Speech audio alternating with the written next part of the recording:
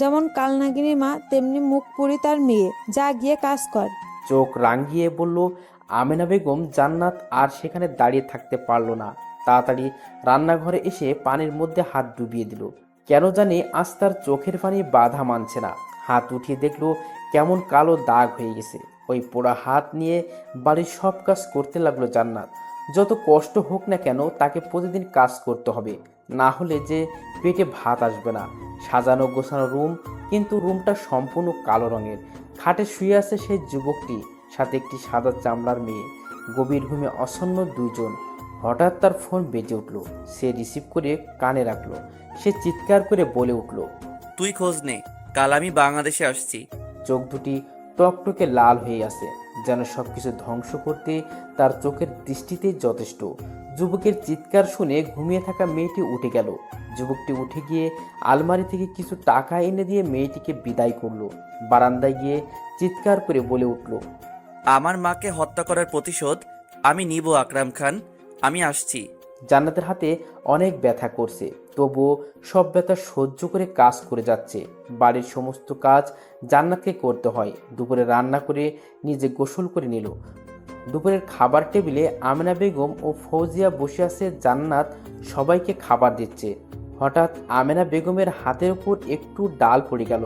অবশ্য সেটা তেমন গরম ছিল না। আমেনা বেগম সেটা দেখে জান্নাতের গালে কষে একটা চড় মারল।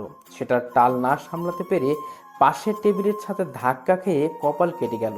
জান্নাতের মনে হচ্ছে উঠে দাঁড়ানোর শক্তিটুকু অবশিষ্ট নেই। ফৌজিয়া চিৎকার করে উঠল, মা, এটা কি করছো? ঠিক করছি, একটা কাজ করতে পারে না। দোষ অবশ্য তোর না, সব দোষ তোর মায়ের।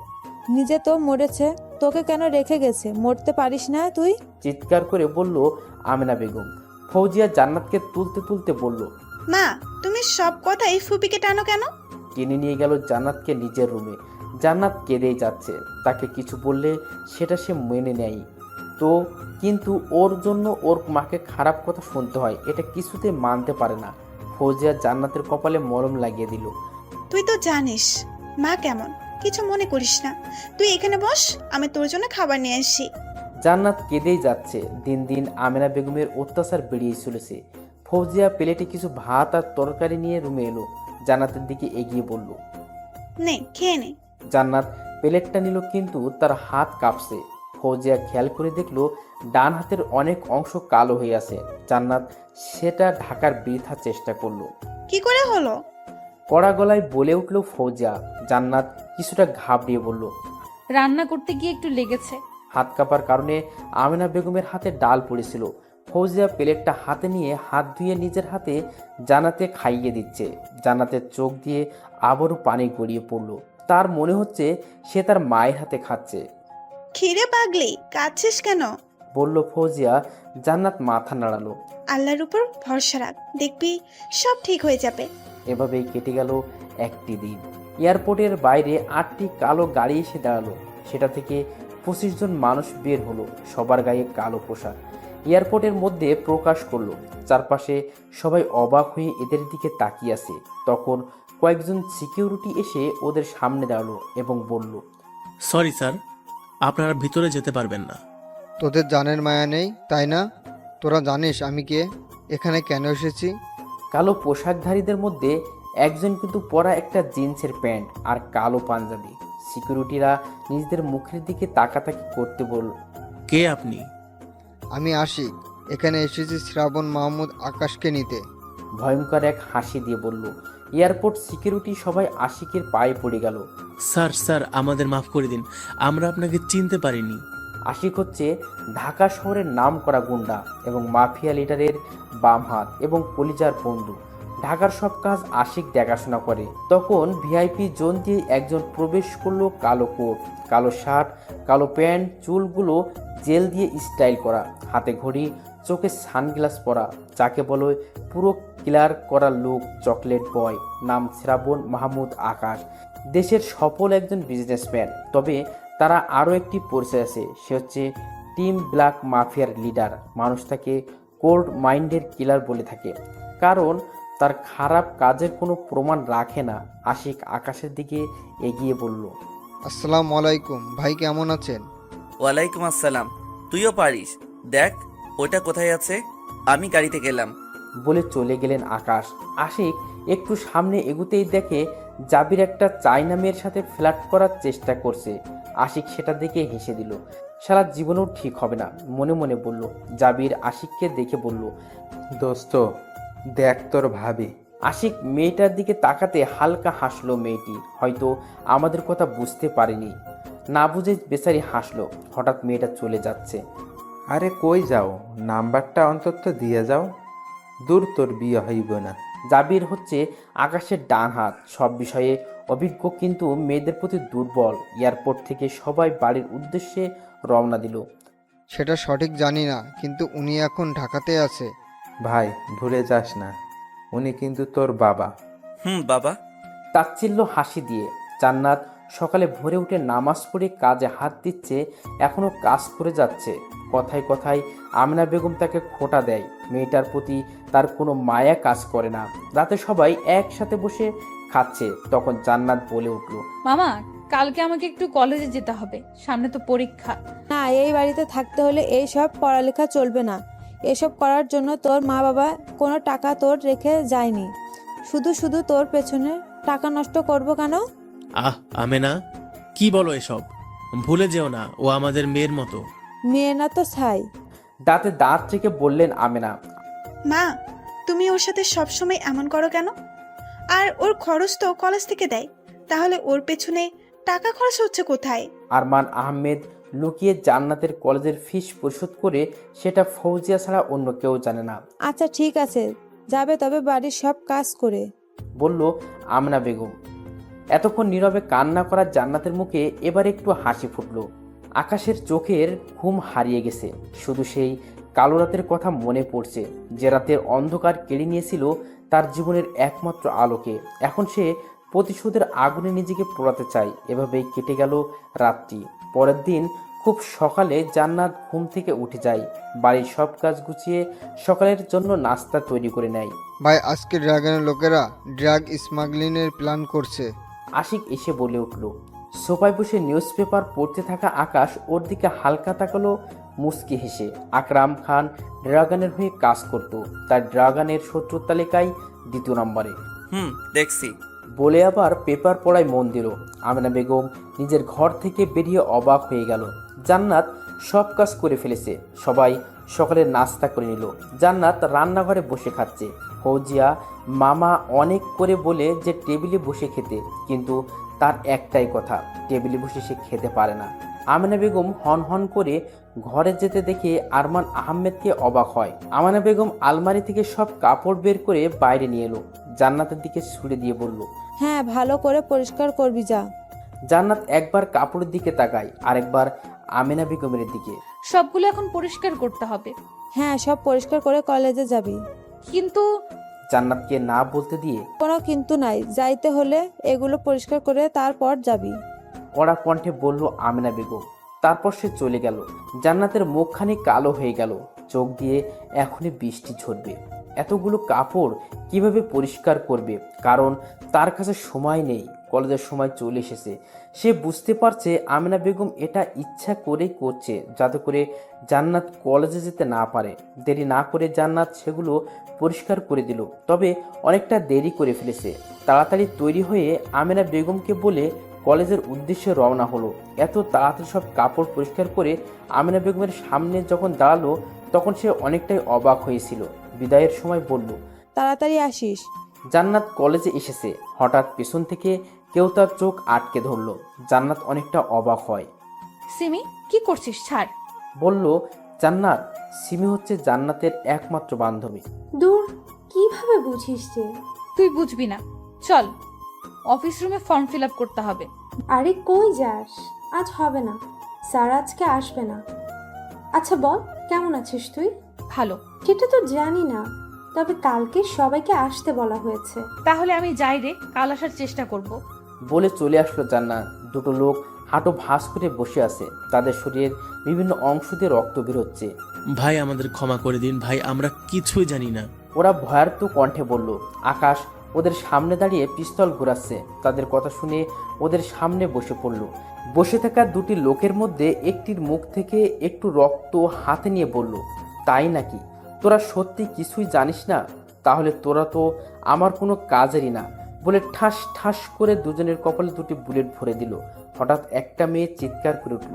আকাশ সামনে তাকিয়ে দেখলো মেয়েটা এক নজরে আকাশের দিকে তাকিয়ে আছে। মেয়েটা দেখতে অনেক সুন্দর, চোখে মুখে অনেক মায়া, যেন এক মায়াবতী।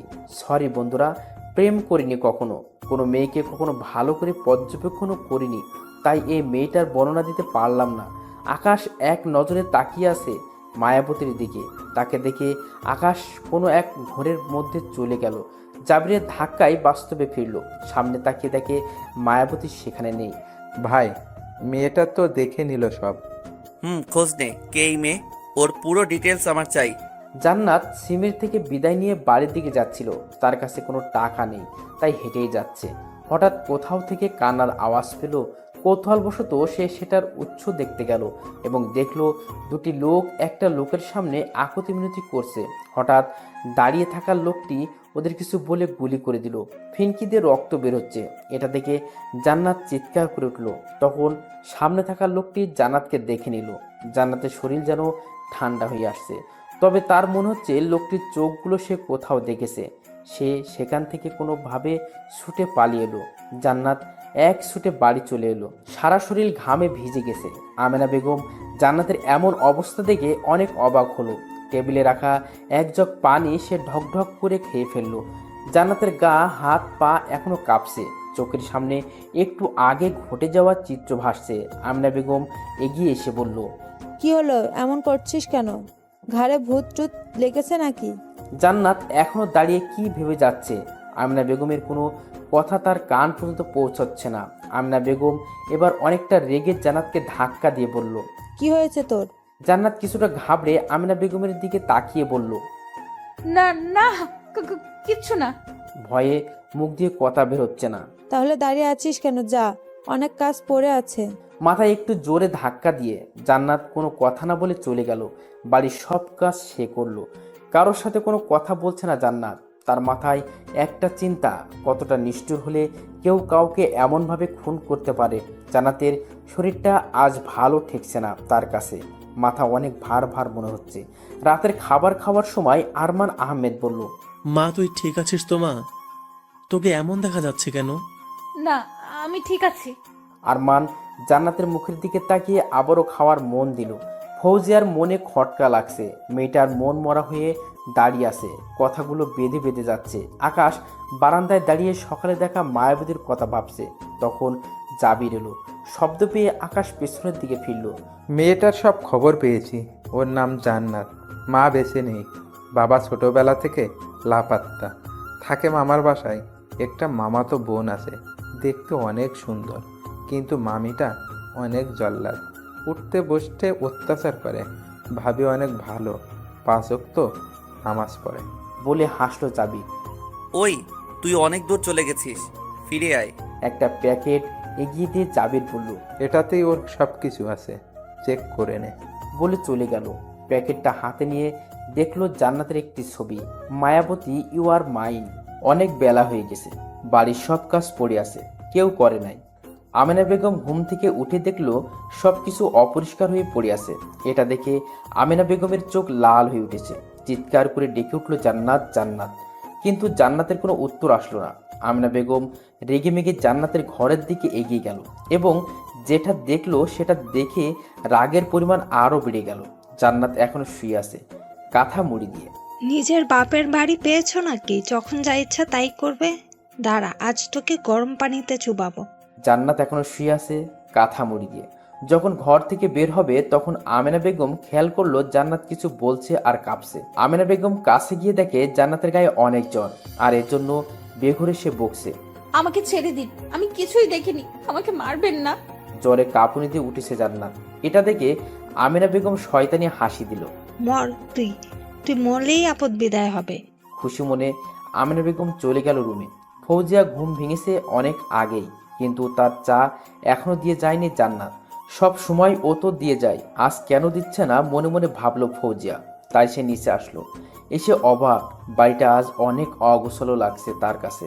জান্নাত জান্নাত বলে ডেকে উঠল ফৌজিয়া, কিন্তু কোনো উত্তর নেই। এবার সে রান্নাঘরের দিকে অগ্রসর হলো, সেখানেও কেউ নেই। মেয়েটা গেল কোথায়? একবার ওর ঘরে গিয়ে দেখে আসি সেখানে আছে কিনা। ঘরে গিয়ে দেখে জান্নাত শুয়ে আছে কাঁথা মুড়ি দিয়ে, কিন্তু কাঁথাটা কাঁপছে। ফৌজিয়া তাড়াতাড়ি জান্নাতের দিকে এগিয়ে কাঁথা সরিয়ে দেখে মুখটা ফ্যাকাশে হয়ে গেছে আর গায়ে অনেক জ্বর। ফৌজিয়া চিৎকার করে মা বাবা বলে ডেকে উঠল। আজ ওর বোনটার এমন অবস্থা দেখে ফৌজিয়ার চোখে পানি চলে এলো। মেয়ের কণ্ঠ শুনে আরমান আহমেদ তাড়াতাড়ি ছুটে এলো জান্নাতের ঘরে। এসে দেখে জান্নাত জ্বরে কাঁপছে। ফৌজিয়া আরও কয়টা কাঁথা দিয়ে দেয় জান্নাতের উপর। বাবা, ডাক্তারকে খবর দাও, আমি জলপট্টির ব্যবস্থা করছি। আরমান আহমেদ ডাক্তারকে ফোন করে আসতে বলল। ফৌজিয়া জান্নাতের মাথায় জলপট্টি দিচ্ছে। এদের দুজনের কর্মকাণ্ড দেখে একজন জ্বলে পুড়ে যাচ্ছে যত সব ন্যাকামি। বলেই চলে গেল আমেনা বেগম। ফৌজিয়ার হঠাৎ মনে হলো জান্নাত বিড়বিড় করে কিছু বলছে, তাই সে মুখের কাছে কান নিয়ে শোনার চেষ্টা করলো। জান্নাত বলছে, আমাকে ছেড়ে দিন, আমি কিছুই দেখিনি, আমাকে মারবেন না। ফৌজিয়ার কিছুই মাথায় ঢুকছে না। কিছুক্ষণ পর ডাক্তার এসে চেক আপ করে ওষুধ দিয়ে গেল। আকাশ একটা কালো জিন্স ও কালো একটা শার্ট পরে জান্নাতের কলেজের সামনে তার গাড়ির উপর বসে আছে, একটাবার তার মায়াবতীকে দেখার আশায়। কিন্তু অনেকক্ষণ হয়ে গেছে, তার কোনো খোঁজ নেই। আকাশ আজ এই প্রথম কারোর জন্য অপেক্ষা করছে, আর তারই কোনো খোঁজ নেই। জান্নাত এখন একটু সুস্থ, চোখ দুটি খুলছে একটু আগে, তবে চোখের পাতাগুলো অনেক ভারী ভারী আছে। ফৌজিয়া তার সামনেই বসে আছে। কেমন লাগছে এখন? এত জ্বর হলো কি করে? মাথা নাড়িয়ে বলল, জানি না। তবে জান্নাতের চোখের সামনে কালকের সেই ঘটনা ভাসছে। এভাবেই কেটে গেল দিনটা। জান্নাতের আজ কোনো কাজ করতে দেয়নি ফৌজিয়া। আকাশ সোফায় বসে ল্যাপটপে জান্নাতের ছবি দেখছে আর ভাবছে, কি আছে তার মাঝে যা আমাকে এত টানে?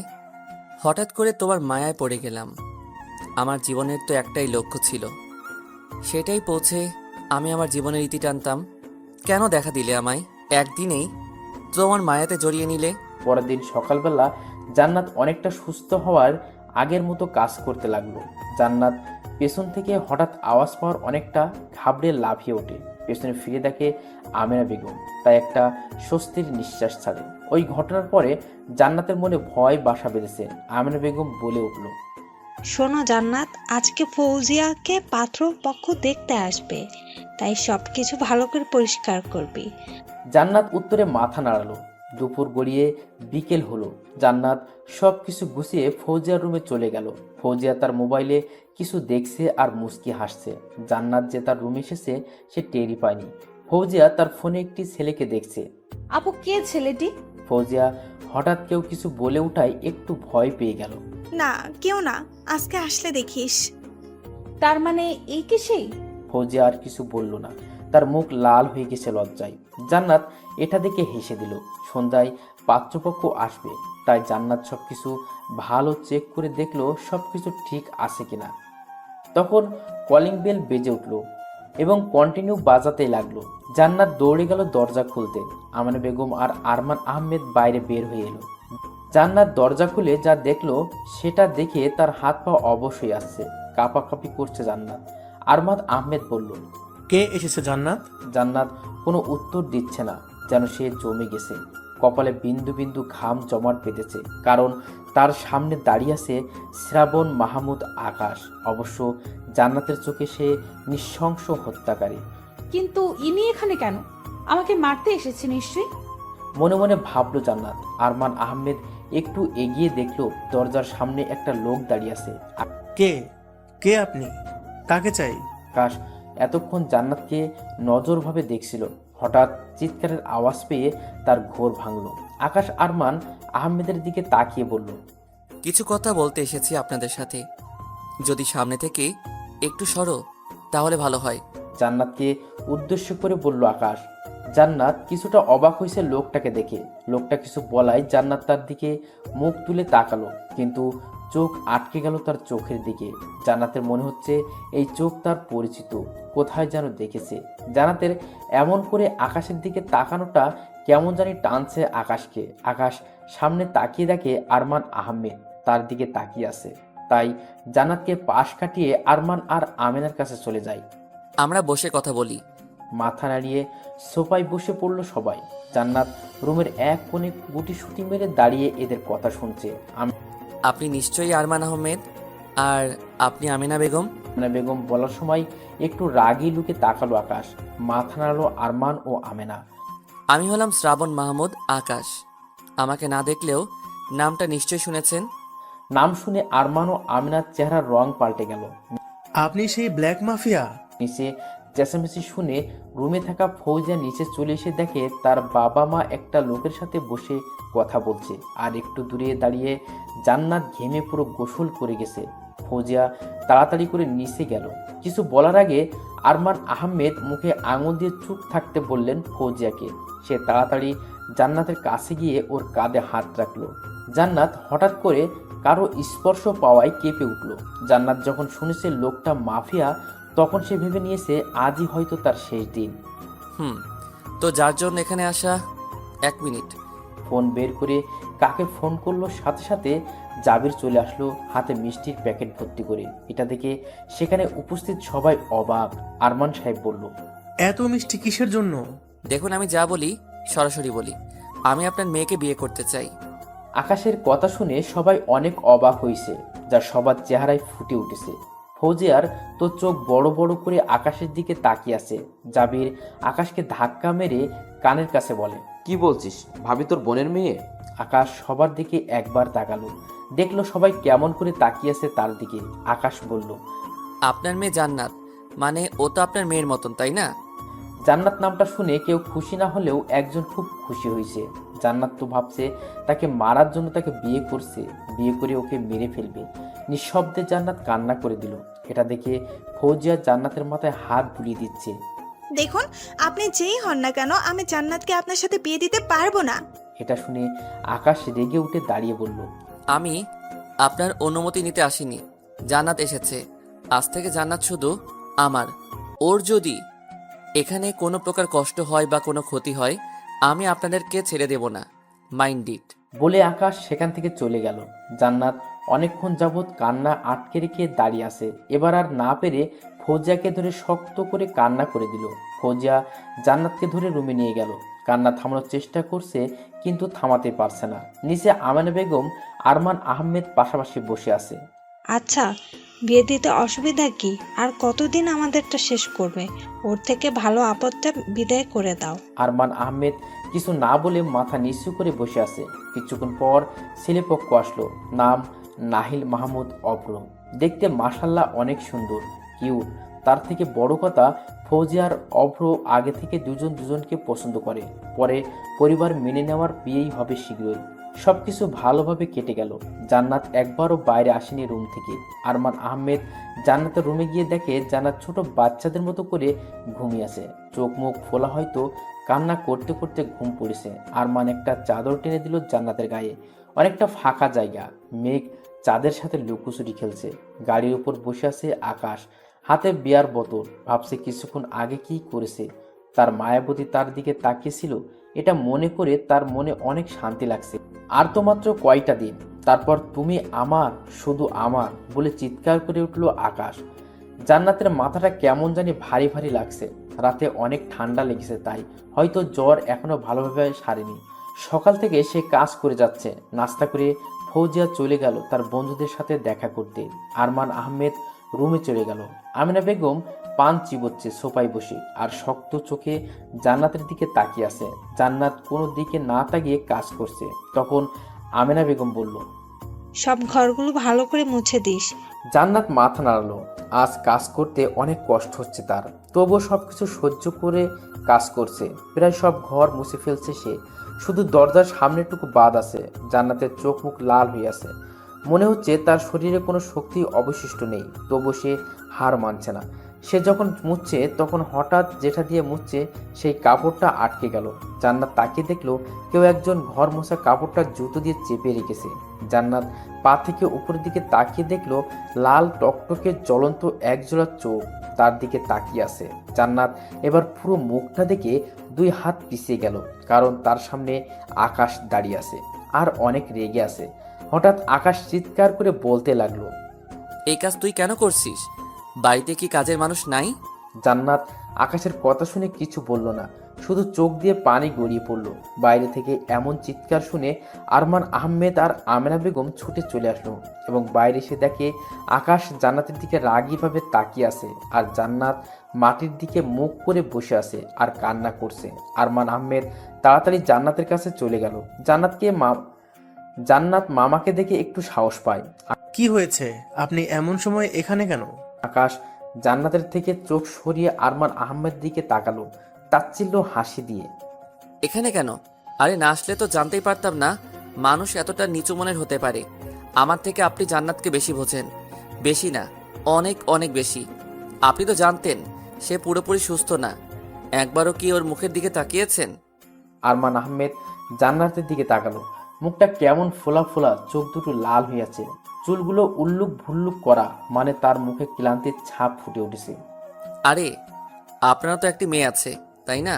তা ওকে দিয়ে কাজ কেন করান না? জান্নাত তো আপনার মেয়ের মতনই, আপনার বোনেরই মেয়ে। আপনি কি আপনার বোনকে ভালোবাসতেন না? যদি বাসতেন তাহলে একে দিয়ে এমন কাজ করাতে আপনার বিবেকে বাঁধলো না? কাকে কি বলছি? অন্যের বোঝা আমরা কেন টানবো? ওর বাবা মা কি আমাদের কিছু দিয়ে গেছে? অন্যদিকে মুখ ঘুরিয়ে বলল আমিনা বেগম। আকাশ একটু হেসে বলল, ও তাহলে এই, আচ্ছা ঠিক আছে। আকাশ পকেট থেকে একটা চেক বই বের করে কিছু লিখে আমেনা বেগমের হাতে ধরিয়ে দিয়ে বলল, এতে নিশ্চয়ই 1 মাসের বোঝা বইতে পারবেন। আমিনা বেগম সো মেরে নিয়ে দেখলো 1 লাখ টাকার চেক। আরমান আহমেদ কিছু বলছে না, নিচের দিকে তাকিয়ে আছে। নিজের উপর অনেক রাগ হচ্ছে তার। জান্নাত অনেক অবাক হয়েছে, মানুষটাকে অন্যরকম লাগছে তার আজ। সে তো তাকে মারতে চায়, তাহলে এমন করছে কেন? আকাশ জান্নাতের সামনে এসে বলল, জান্নাত রেডি হয়ে নাও, আমরা বের হব। জান্নাতের কোনো রেসপন্স না দেখে জোরে বলে উঠল। জান্নাত শুনতে পাচ্ছ না কি বলেছি?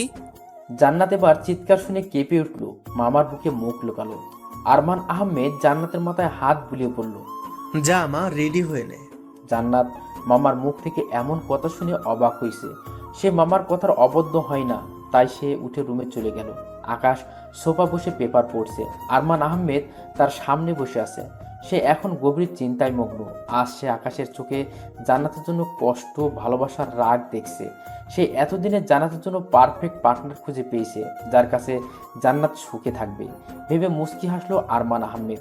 জান্নাত রেডি হয়ে চলে এসেছে, মানে চোখে মুখে পানি দিয়ে শুধু জামাটা বদলেছে, তবুও অনেক সুন্দর লাগছে। আকাশ মুচকি হেসে বলল, চলো যাওয়া যাক। জান্নাত মামার দিকে তাকালো। সে মাথা নাড়িয়ে যেতে বলল। আকাশ গাড়ির সামনে দাঁড়িয়ে আছে। জান্নাতকে আসতে দেখে সামনের দরজা খুলে দিল। জান্নাত কোনো কথা না বলে বসে পড়ল। আকাশ ড্রাইভিং সিটে বসে পড়ল। জান্নাত ভাবছে আজ হয়তো তার জীবনের শেষ দিন। আজ এই মাফিয়া তাকে মনে হয় মেরে ফেলবে। জান্নাত আজ প্রস্তুত হয়ে এসেছে মরার জন্য। আসার আগে মায়ের ছবি দিকে বলে এসেছে, মা আমি আসছি তোমার কাছে। জান্নাত ভাবছে মামা আপুর সাথে আর কখনো দেখা হবে না। এটা ভাবতেই জান্নাতের চোখ ভিজে এলো। আকাশ আজ অনেক খুশি, তার মায়াবতী তার পাশে বসে আছে। তবে ওর চোখে পানি দেখে আকাশেরও কেমন জানি কষ্ট হচ্ছে। গন্তব্যে পৌঁছে গেল তারা। গাড়ি থেমে গেল। আকাশ বলল, এমন করে কাঁদছো কেন? হঠাৎ গাড়ি থামায় আর আকাশের এমন প্রশ্নে সে একটু ঘাবড়ে গেল। আমাকে কি এখনই মারবেন? মাথা নিচু করে ভয়ে ভয়ে বলল জান্নাত। আকাশ জান্নাতের কথা শুনে অবাকও হলো, আবার খুশি হলো, কারণ তার মায়াবতী তার সাথে আজ এই প্রথম কথা বলেছে। আকাশ কিছু না বলে গাড়ি থেকে নেমে জান্নাতের দরজা খুলে ওকে নামতে বলল। জান্নাত মাথা নিচু করে গাড়ি থেকে নামলো। আমাকে ভয় পাও? জান্নাত মাথা নাড়িয়ে হ্যাঁ বলল। তাহলে ঠিক আছে, বিয়ের পরেও এমন ভয় পাবে, ঠিক আছে? জান্নাত কিছুটা অবাক হয়ে গেল বিয়ে কথাটা শুনে। লোকটা তো তাকে মারতে চায়, তাহলে বিয়ে আসলো কোথা থেকে? এবার জান্নাত মাথা তুলে আকাশের দিকে তাকায়, দেখে সে হাসছে। আজ এই প্রথম কোনো ছেলেকে এত কাছ থেকে দেখছে সে। জান্নাত মাথা ঘুরিয়ে দেখলো সে তারই কলেজ এসেছে। অনেক ছেলে মেয়ে তাদের দিকে তাকিয়ে আছে। বউ, ফর্ম ফিল আপ করে আসো যাও। জান্নাত চমকের উপর চমক পাচ্ছে। বউ ডাকটা শুনে জান্নাতের মনটা কেমন করে উঠলো। তবে লোকটা কেমন করে জানলো তার ফর্ম ফিল আপের কথা? বেশি কথা না বলে সে অফিসের দিকে রওনা দিল। একটু দূরে যেতেই, জান্নাত তুই? ভালো হয়েছে তুই এসেছিস, স্যার তোকে খুঁজছিল। চল তাড়াতাড়ি। চল।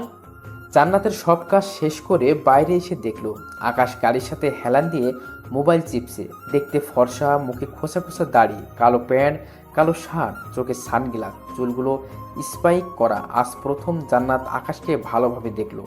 আশেপাশে অনেক মেয়েরা তাকে চোখ দিয়ে গিলে খাচ্ছে মনে হচ্ছে। এটা দেখে জান্নাতের কেমন অস্বস্তি লাগছে।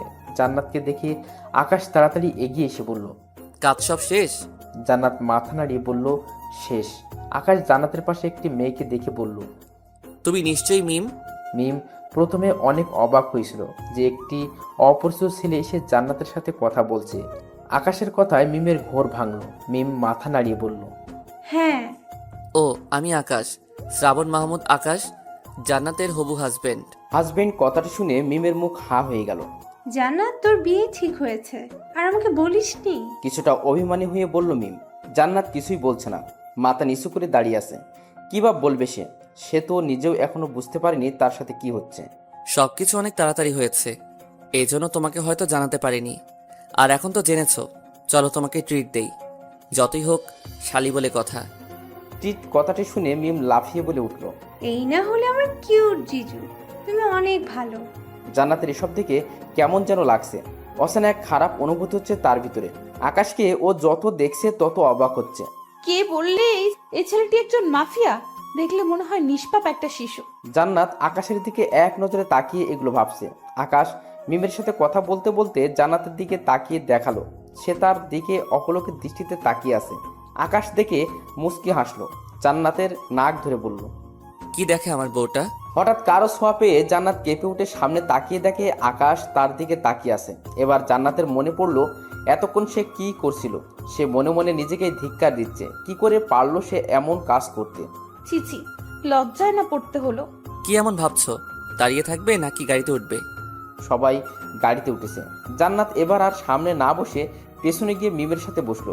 আকাশ এটা দেখে অনেক রাগ হলো, কিন্তু সে রিয়্যাক্ট না করার চেষ্টা করলো। জান্নাত পেছনে বসায় মিম বলল, দোস্ত, তুই সামনে বসবি না? জান্নাত কোনো কথা বলল না। দোস্ত, আমার না পেছনে বসলে মাথা ঘুরায়, তাহলে আমি সামনে যাই, তুই পেছনে থাক। মিম গিয়ে সামনে আকাশের পাশে বসে পড়লো। গাড়ি চালাচ্ছে আকাশ, আর মিম তার সাথে বিভিন্ন কথা বলছে আর হেসে উঠছে। এটা কেন জানি জান্নাতের সহ্য হচ্ছে না। অজানা এক ব্যথা ভুগছে জান্নাত। এটা কেমন অনুভূতি জানা নেই জান্নাতের। এসব ভাবতে ভাবতে জান্নাতের চোখ দিয়ে 2 ফোঁটা অশ্রু ঝরে পড়লো। মিমের সাথে কথা বললেও সামনের আয়নার মাধ্যমে জান্নাতকে দেখে যাচ্ছে আকাশ। জান্নাত কেমন করে তার দিকে তাকাচ্ছিল সেটা দেখে আকাশের মনে প্রশান্তির এক বাতাস বয়ে গেল। তবে কি তার মায়াবতীর মাঝে একটু হলেও তার জন্য জায়গা তৈরি হয়েছে? হঠাৎ জান্নাতের চোখে পানি দেখে সে গাড়ি থামালো। দরজা খুলে আকাশ গাড়ি থেকে নেমে জান্নাতকেও নামালো। আকাশ জান্নাতের চোখের পানি মুছে দিয়ে তার গাল দুটি ধরে বলল, তোর চোখে পানি কেন? শক্ত কণ্ঠে বলল। জান্নাত মাথা নিচু করে দাঁড়িয়ে আছে, কিছু বলছে না। তোর মায়ায় জড়িয়ে গেছি রে। তোর মায়াময় মুখটা সব সময় চোখের সামনে ভাসে। তোর মুখটা দেখলে আমি জমানো শত কষ্ট ভুলে যেতে পারি এক নিমিষেই। আর সেখানে তোর চোখের পানি সহ্য হচ্ছে না রে আমার। আকাশ জান্নাতের মাথাটা উঁচু করে জান্নাতের চোখ দিকে তাকিয়ে বলল, মায়াবতী, আজ থেকে তুই আমার। তোর দিকে যে চোখ দিবে বা তোকে যে বিন্দু পরিমাণ কষ্ট দিবে তাকে আমি ধ্বংস করে দিব। এটা শুনে জান্নাত অনেকটাই অবাক হলো, কারণ এই কথাটা তার অনেক পরিচিত। সে প্রায় প্রতিদিন এই কথাটি স্বপ্নের মধ্যে শোনে। তবে এটাই কি তার রাজকুমার, তার স্বপ্নের রাজকুমার? জান্নাত আকাশের চোখের দিকে তাকিয়ে আছে। হ্যাঁ, এই জন্য সেদিন এই চোখটা এত পরিচিত লাগছিল। এবার জান্নাত নিজেকে সামলে নিয়ে চোখের পানি মুছে নিল এবং গাড়িতে বসে পড়ল। হ্যাঁ, পেছনেই বসেছে। সারা রাস্তা কেউ কোনো কথা বলেনি। রেস্টুরেন্টে পৌঁছে গেল। তারা গাড়ি থেকে নেমে হঠাৎ আকাশকে দেখলো। আকাশ কয়েকটা ছেলের সাথে কথা বলছে। আকাশ আশিককে ফোন দিল, দিয়ে হাত উঁচু করে এখানে আসতে বলল। জান্নাত আর মিম অন্যদিকে ফিরে কথা বলছে বললে ভুল হবে। মিমি সব কিছু বলছে আর জান্নাত শুধু শুনছে। কি রে, এখানে কেন? এমনি এসেছিলাম, তুই এখানে কি করিস? আশিক এখনো জান্নাত আর মিমকে দেখেনি। এবার আকাশ দেখলো তাদের, দেখে চোখ দুটি লাল হয়ে গেল। রাগী ভাব নিয়ে হালকা হেসে বলল, ভাবি, আসসালামু আলাইকুম। জান্নাত হালকা মাথা নাড়ল। ভাই, আমি থাকতে পারবো না। শুধু ভাবি থাকলে হয়তো থাকতাম, কিন্তু তাদের সাথে যে বড় একটা ডাস্টবিন মার্কাওয়ালা পেতনি আছে, তাই সরি, আমাকে মাফ কর, বলল আশিক মিমের দিকে তাকিয়ে। হঠাৎ আশিকের এমন রেগে যাওয়া কিছুই বুঝে উঠতে পারছে না আকাশ। আর জান্নাত তো নীরব দর্শক। হঠাৎ মিমের দিকে আকাশের চোখ পড়তেই দেখে সেই রেগে আছে মেয়েটাও। কি বললি? আমি ডাস্টবিন? পেতনি, নিজেকে কখনো আয়নায় দেখেছিস? দানব একটা, পারিস তো শুধু মানুষ খুন করতে। কালো বিড়াল, লাল কুত্তা, তোর ভাগ্য ভালো যে আমি মুখ খারাপ করি না। না হলে কি করতে তুই? তুই জানিস আমি কে? আমার চিৎকার সারা ঢাকা শহর কাঁপে, আর তুই আমাকে হুমকি দিচ্ছিস? আমি আর জান্নাত দাঁড়িয়ে দাঁড়িয়ে বিনা পয়সায় শো দেখছি। আর এক সময় তুই কাঁপতি আমার চিৎকারে। এটা শুনে আকাশ হেসে দিল। পাশে তাকিয়ে দেখে জান্নাতও হাসছে। জান্নাতের হাসিটা অনেক সুন্দর, এই প্রথম দেখলো সে। একটু দেখে চোখ বন্ধ করে নিল আকাশ, মনের গহীনে জান্নাতের হাসির প্রতিচ্ছবি তুলে রাখার জন্য। অনেক সময় পার হয়ে গেল, আকাশ আর মিমের ঝগড়া থামছে না। এবার আকাশ ওদের থামালো। কি সমস্যা কি? হ্যাঁ, সে কখন থেকে দেখছি ঝগড়া করে যাচ্ছ। ধমক দিয়ে বলল আকাশ। যাক, এবার ঠান্ডা হয়েছে। কি তোদের মধ্যে সম্পর্কটা কি? মিম কিছু বলছে না, মাথা নিচু করে নীল চোখ দুটি থেকে এখনই বৃষ্টি ঝরবে মনে হচ্ছে।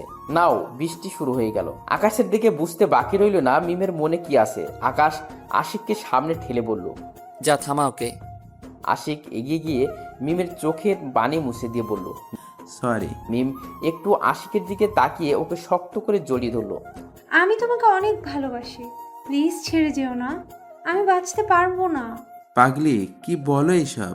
আমিও তো তোমাকে অনেক ভালোবাসি, আমার পাগলিটাকে। আশিককে মিলাই দিছি মিমের সাথে, ট্রিট দিতে ভুলিস না আবার। তুমি আমার পাগল, আমি তোমার পাগলি। শোনো, এরপর থেকে যদি কষ্ট দাও তাহলে তোমার পিস্তল দিয়ে তোমাকে গুলি করে নিজেকেও শেষ করে দিব। আদুরি গলায় মিম বলল। আকাশ কিছুটা কেশে, আশেপাশে একটু খেয়াল কর শালিকা, কত মানুষ ফ্রিতে সিনেমা দেখছে। ইস, তুমি কত রোমান্টিক, আর আমারটা পুরা নিম পাতা। জান্নাত হালকা রেগে আকাশের দিকে তাকালো। আকাশের কথা শুনে সবাই হেসে দিল। সবাই একসাথে খাওয়া দাওয়া করে বেরিয়ে গেল। মিম আশিকের সাথে চলে গেল। জান্নাতকে সাথে নিয়ে আকাশ অনেক ঘুরলো, একটু শপিং করে দিল। জান্নাতকে বাড়ি পৌঁছে দিতে যাচ্ছে আকাশ। এমন সময় রাস্তায় এমন কাউকে দেখে যাকে দেখে তার পুরনো দিনের কথা মনে পড়ে যায়। মাথা ঘুরিয়ে অনেকক্ষণ দেখার চেষ্টা করলো। জান্নাত এটা খেয়াল করেছে। আকাশের চোখ ক্রমশ লাল হয়ে আসছে। গাড়িটা ব্রেক করে দাঁড় করালো। মাথা কাজ করছে না। আকাশের মায়ের কথা, ছোট্ট বোনের কথা মনে পড়েছে আজ খুব করে, কারণ সে রাস্তার আকরাম খানকে দেখছে। আজ 2 বছর পর তাকে দেখলো।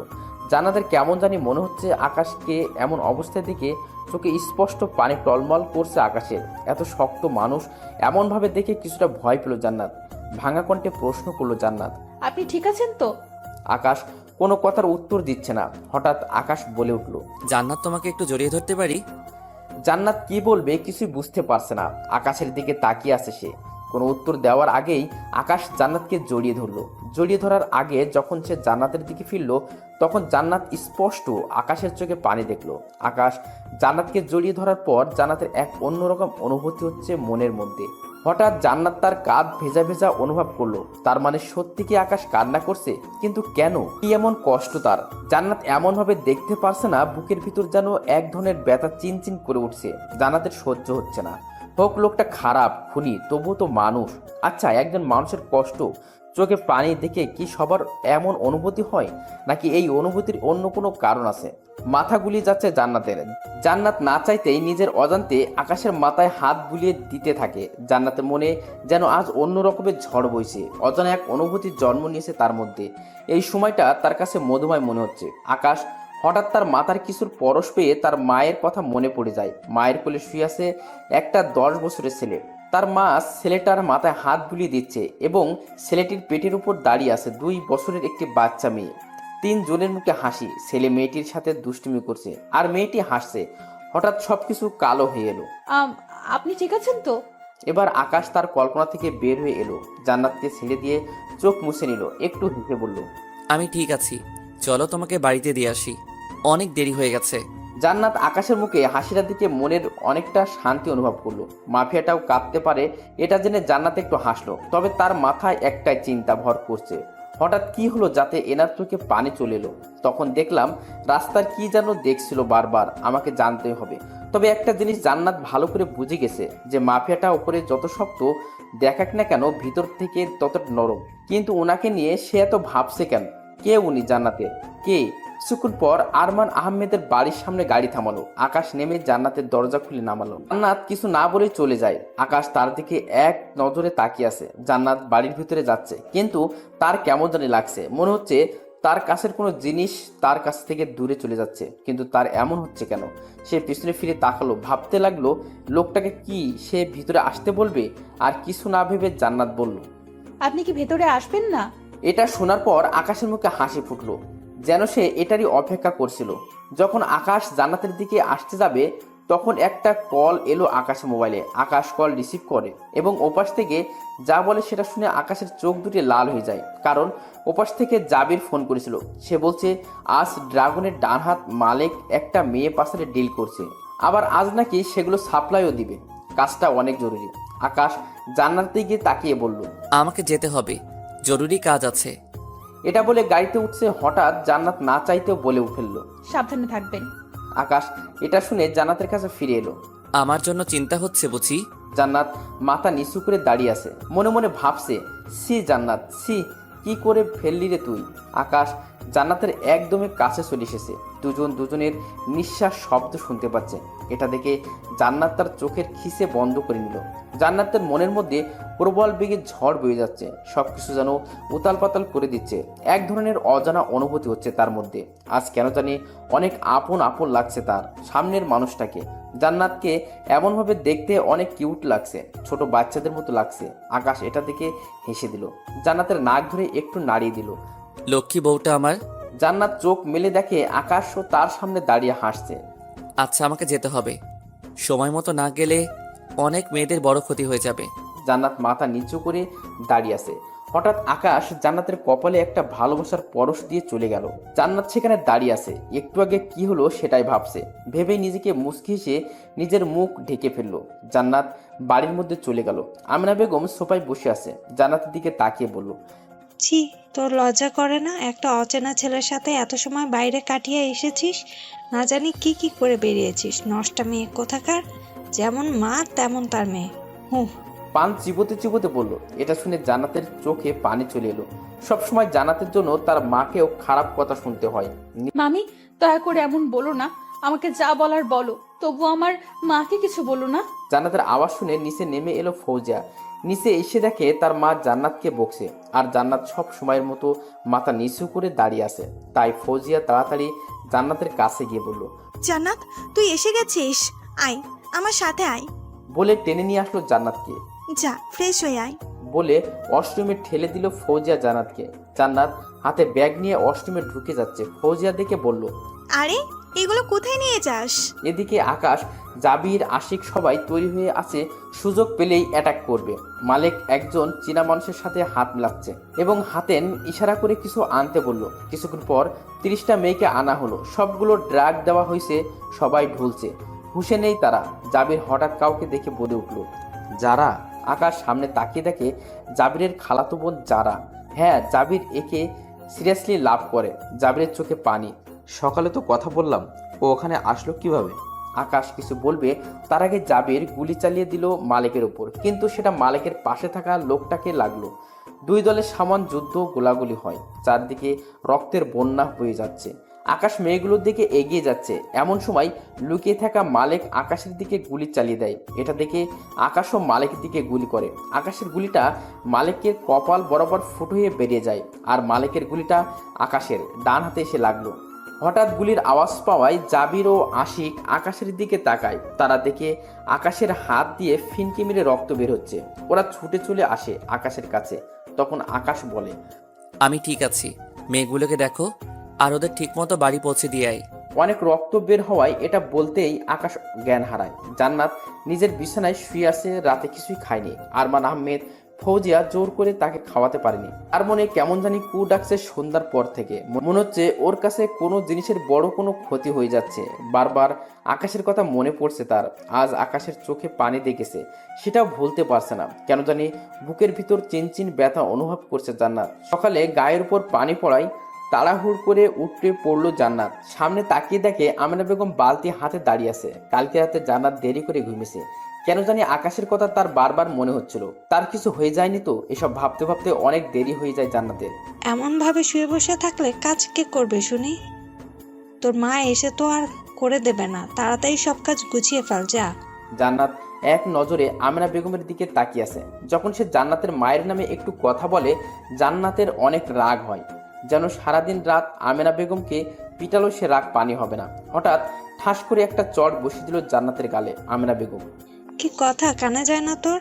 জান্নাত গালে হাত দিয়ে চোখের পানি ছেড়ে দিল। কি আর করবে সে? তাই সেখান থেকে উঠে হাত মুখ দিয়ে কাজে লেগে গেল। লাল হয়ে আছে গালটা। সারাদিন কাজ করলেও সে কিছু একটা মিস করছে। আগে তো জান্নাতের এমন মনে হয়নি কখনো। জান্নাত তার ঘরে গিয়ে মায়ের ছবিটা দেখছে, তবুও তার মন ঠান্ডা হচ্ছে না। জান্নাত ভাবছে তার প্রিয়জন তো সবাই তার কাছে আছে, তাহলে আজ তার ভিতরটা এমন অশান্ত কেন?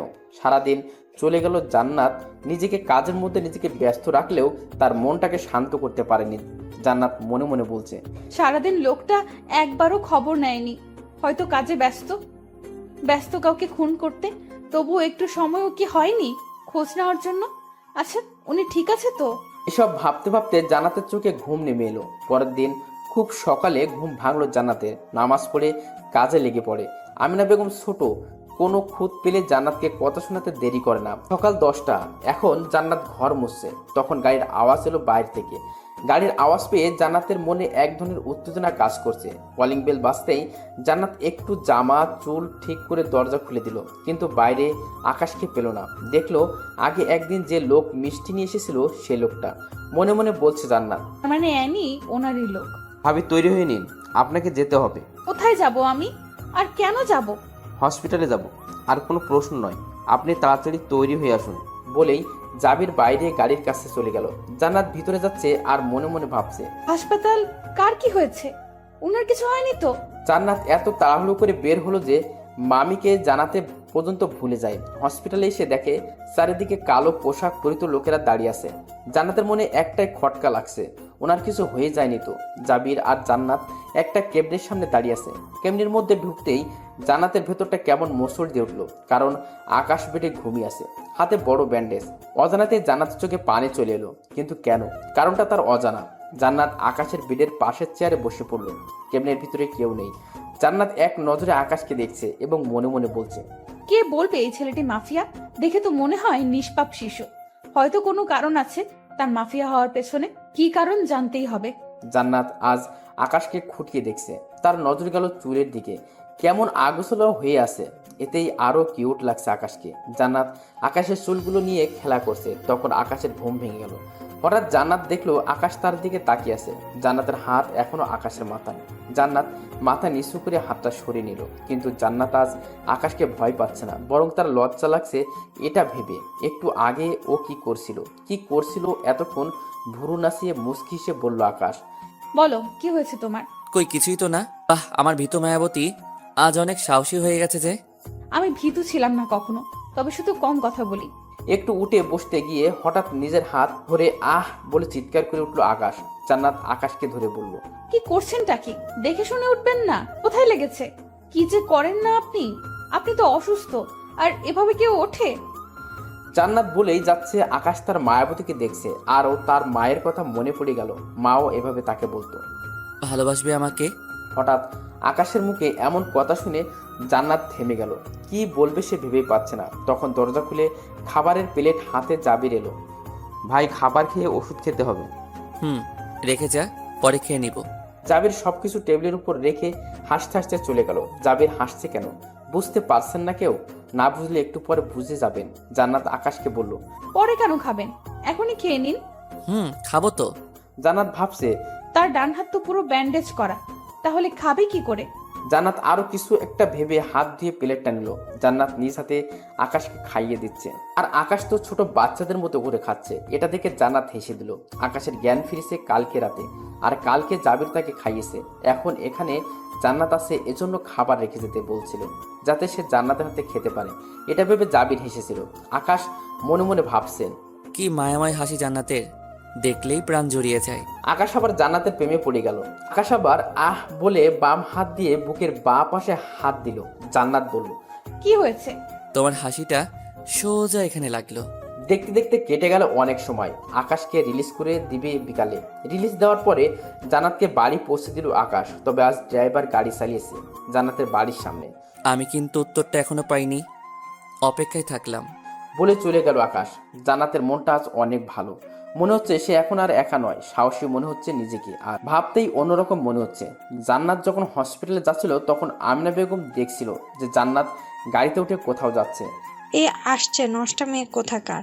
তো আজ কোন হোটেলে গিয়েছিলি? যেমন তোর মা ছিল ঠিক তেমন মেয়েও। ছি, লজ্জা করে না তো? আমিনা বেগম বলল পান চিবোতে চিবোতে। জান্নাতের মন নিমেষেই খারাপ হয়ে গেল, চোখ ভারী হয়ে এলো। মামি, তুমি এমন কথা বলতে পারলে? তুমি না মা, মেয়েকে এমন কথা বলতে তোমার মুখে বাঁধলো না? তোর মতো নষ্টা মেয়ের মা আমি না। নষ্টা মায়ের নষ্টা মেয়ে। ছি মামি, তোমার জন্য আমার মনে যে সম্মানটুকু ছিল আজ সেটা শেষ হয়ে গেল। তুমি একটা কলঙ্ক, তুমি নারী জাতির কলঙ্ক। বাহ, তোর মুখে বুলি ফুটেছে দেখছি, আবার আমার মুখে মুখে তর্ক। চোখ পাকিয়ে বলল আমিনা বেগম। তোমার সাথে কথা বলার কোনো ইচ্ছে নেই আমার। বলে চলে গেল জান্নাত। আমিনা বেগম ভাবছে, আমার মুখের উপর তর্ক করা তোকে এমন শাস্তি দেব যাতে তর্ক করা ভুলে যাস। আমিনা বেগম হাসতে হাসতে চলে গেল রান্নাঘরের দিকে। জান্নাতের মনটা আজ অনেক ভালো। এতদিন পর সে কাউকে পেয়েছে যার সাথে সে সুখ দুঃখের কথা ভাগাভাগি করতে পারে। এগুলো ভাবতে ভাবতে সে তার রুমে চলে গেল। মায়ের ছবি বের করে দেখতে লাগলো। জানো মা, আমার জীবনে এমন কেউ এসেছে যে শুধুমাত্র আমার সুখ চায়। আমার চোখে পানি দেখলে তারও নাকি কষ্ট হয়। হ্যাঁ, তবে সে খারাপ কাজ করে শুনেছি। সে নাকি ভালো মানুষের কোনো ক্ষতি করে না। জান্নাত ওর মায়ের ছবি বুকে জড়িয়ে ধরে এই কথাগুলো বলছে। এমন সময় হঠাৎ সে তার পিঠে গরম কিছু অনুভব করলো। এমন গরম যেন সেটা জান্নাতের কলিজা টেনে বের করে নিয়ে আসছে। জান্নাত মাগো বলে চিৎকার করে পেছনে তাকিয়ে দেখলো আমিনা বেগম গরম খুন্তি তার পিঠে চেপে ধরেছে। জান্নাত ছটফট করছে আর আমিনা বেগম স্যাক দিয়েই যাচ্ছে। তোকে বলেছিলাম আমার সাথে তর্ক না করতে, বলেছিলাম কঠিন শাস্তি পেতে হবে এর জন্য। মামি, দয়া করে ছেড়ে দাও, অনেক কষ্ট হচ্ছে। আমিনা বেগম হেসে যাচ্ছে। জান্নাত এরপর আর কিছু বলতে পারলো না। চোখ দুটি ভারী হয়ে এলো তার। অন্ধকার নেমে এলো জান্নাতের চারিদিকে। এটাই কি সেই যন্ত্রণা যেটাকে মৃত্যুর যন্ত্রণা বলা হয়? জানা নেই জান্নাতের। মুখে অস্পষ্টভাবে মা বলে চোখ দুটি বন্ধ করে নিল। হঠাৎ করে জান্নাতের চিৎকার শুনে দৌড়ে চলে এলো আরমান আহমেদ আর ফৌজিয়া। জান্নাতের ঘরে এসে দেখে আমিনা বেগম হাসছে, হাতে এখনো খুন্তিটা আছে আর জান্নাত নিচে পড়ে আছে। তাদের চোখ গেল জান্নাতের পিঠের দিকে। সেটা দেখে তাড়াতাড়ি ফৌজিয়া চলে গেল জান্নাতের কাছে। দেখে বোঝার বাকি রইল না কি হয়েছে। জান্নাতের পিঠে অনেক জায়গায় গরম ছ্যাক লাগার কারণে চামড়া পুড়ে গেছে। রক্ত ও এক ধরনের পানি একসাথে মিশে বের হচ্ছে। সি আমেনা, তুমি খারাপ এটা আমি জানতাম, কিন্তু এতটা নিষ্ঠুর, এতটা খারাপ সেটা আমার জানা ছিল না। তোমারও তো একটা মেয়ে আছে, তুমিও তো মা। তোমার মেয়ের বয়সী জান্নাতের সাথে এমনটা করতে তোমার হাত একটুও কাঁপলো না? আমিনা বেগমের কোনো অনুতাপ নেই। সে বলল, যা করেছি ভালো করেছি। ছি মা, তুমি এমন, তোমাকে তো আমার মা বলতেও ঘৃণা করছে। বেশি বুঝতে শিখে গেছিস তাই না? ঠাস করে একটা চড় বসিয়ে দিল আরমান আহমেদ আমিনা বেগমের গালে। যদি জান্নাতের কিছু হয় এ বাড়িতে আর তোমার জায়গা হবে না। বাবা, তাড়াতাড়ি জান্নাতকে হসপিটালে নিয়ে যেতে হবে। বলে কোলে উঠে নিল আরমান আহমেদ জান্নাতকে। নিজেদের গাড়ি করে হসপিটালের উদ্দেশ্যে রওনা দিল। আমিনা বেগমকে সাথে নেয়নি। আকাশ বিছানায় শুয়ে আজকের কথা ভাবছে। মায়াবতী নিজের হাতে ওকে খাইয়ে দিয়েছে, কথা বলছে তার সাথে। হঠাৎ আকাশের ফোন বেজে উঠল। পরিচিত নাম্বার থেকে তাড়াতাড়ি রিসিভ করলো। হ্যাঁ বল। ভাই ভাবিকে কোথাও নিয়ে যাচ্ছে মনে হচ্ছে। ভাবিকে দেখে মনে হলো অসুস্থ। এটা হলো আকাশের একটা লোক যে সব সময় জান্নাতের বাড়ির বাইরে পড়ে থাকে। শোয়া থেকে উঠে দাঁড়ালো। আচ্ছা, তুই ফলো কর, আমি আসছি বলে রেখে দিল। আকাশ ভেবেই পাচ্ছে না।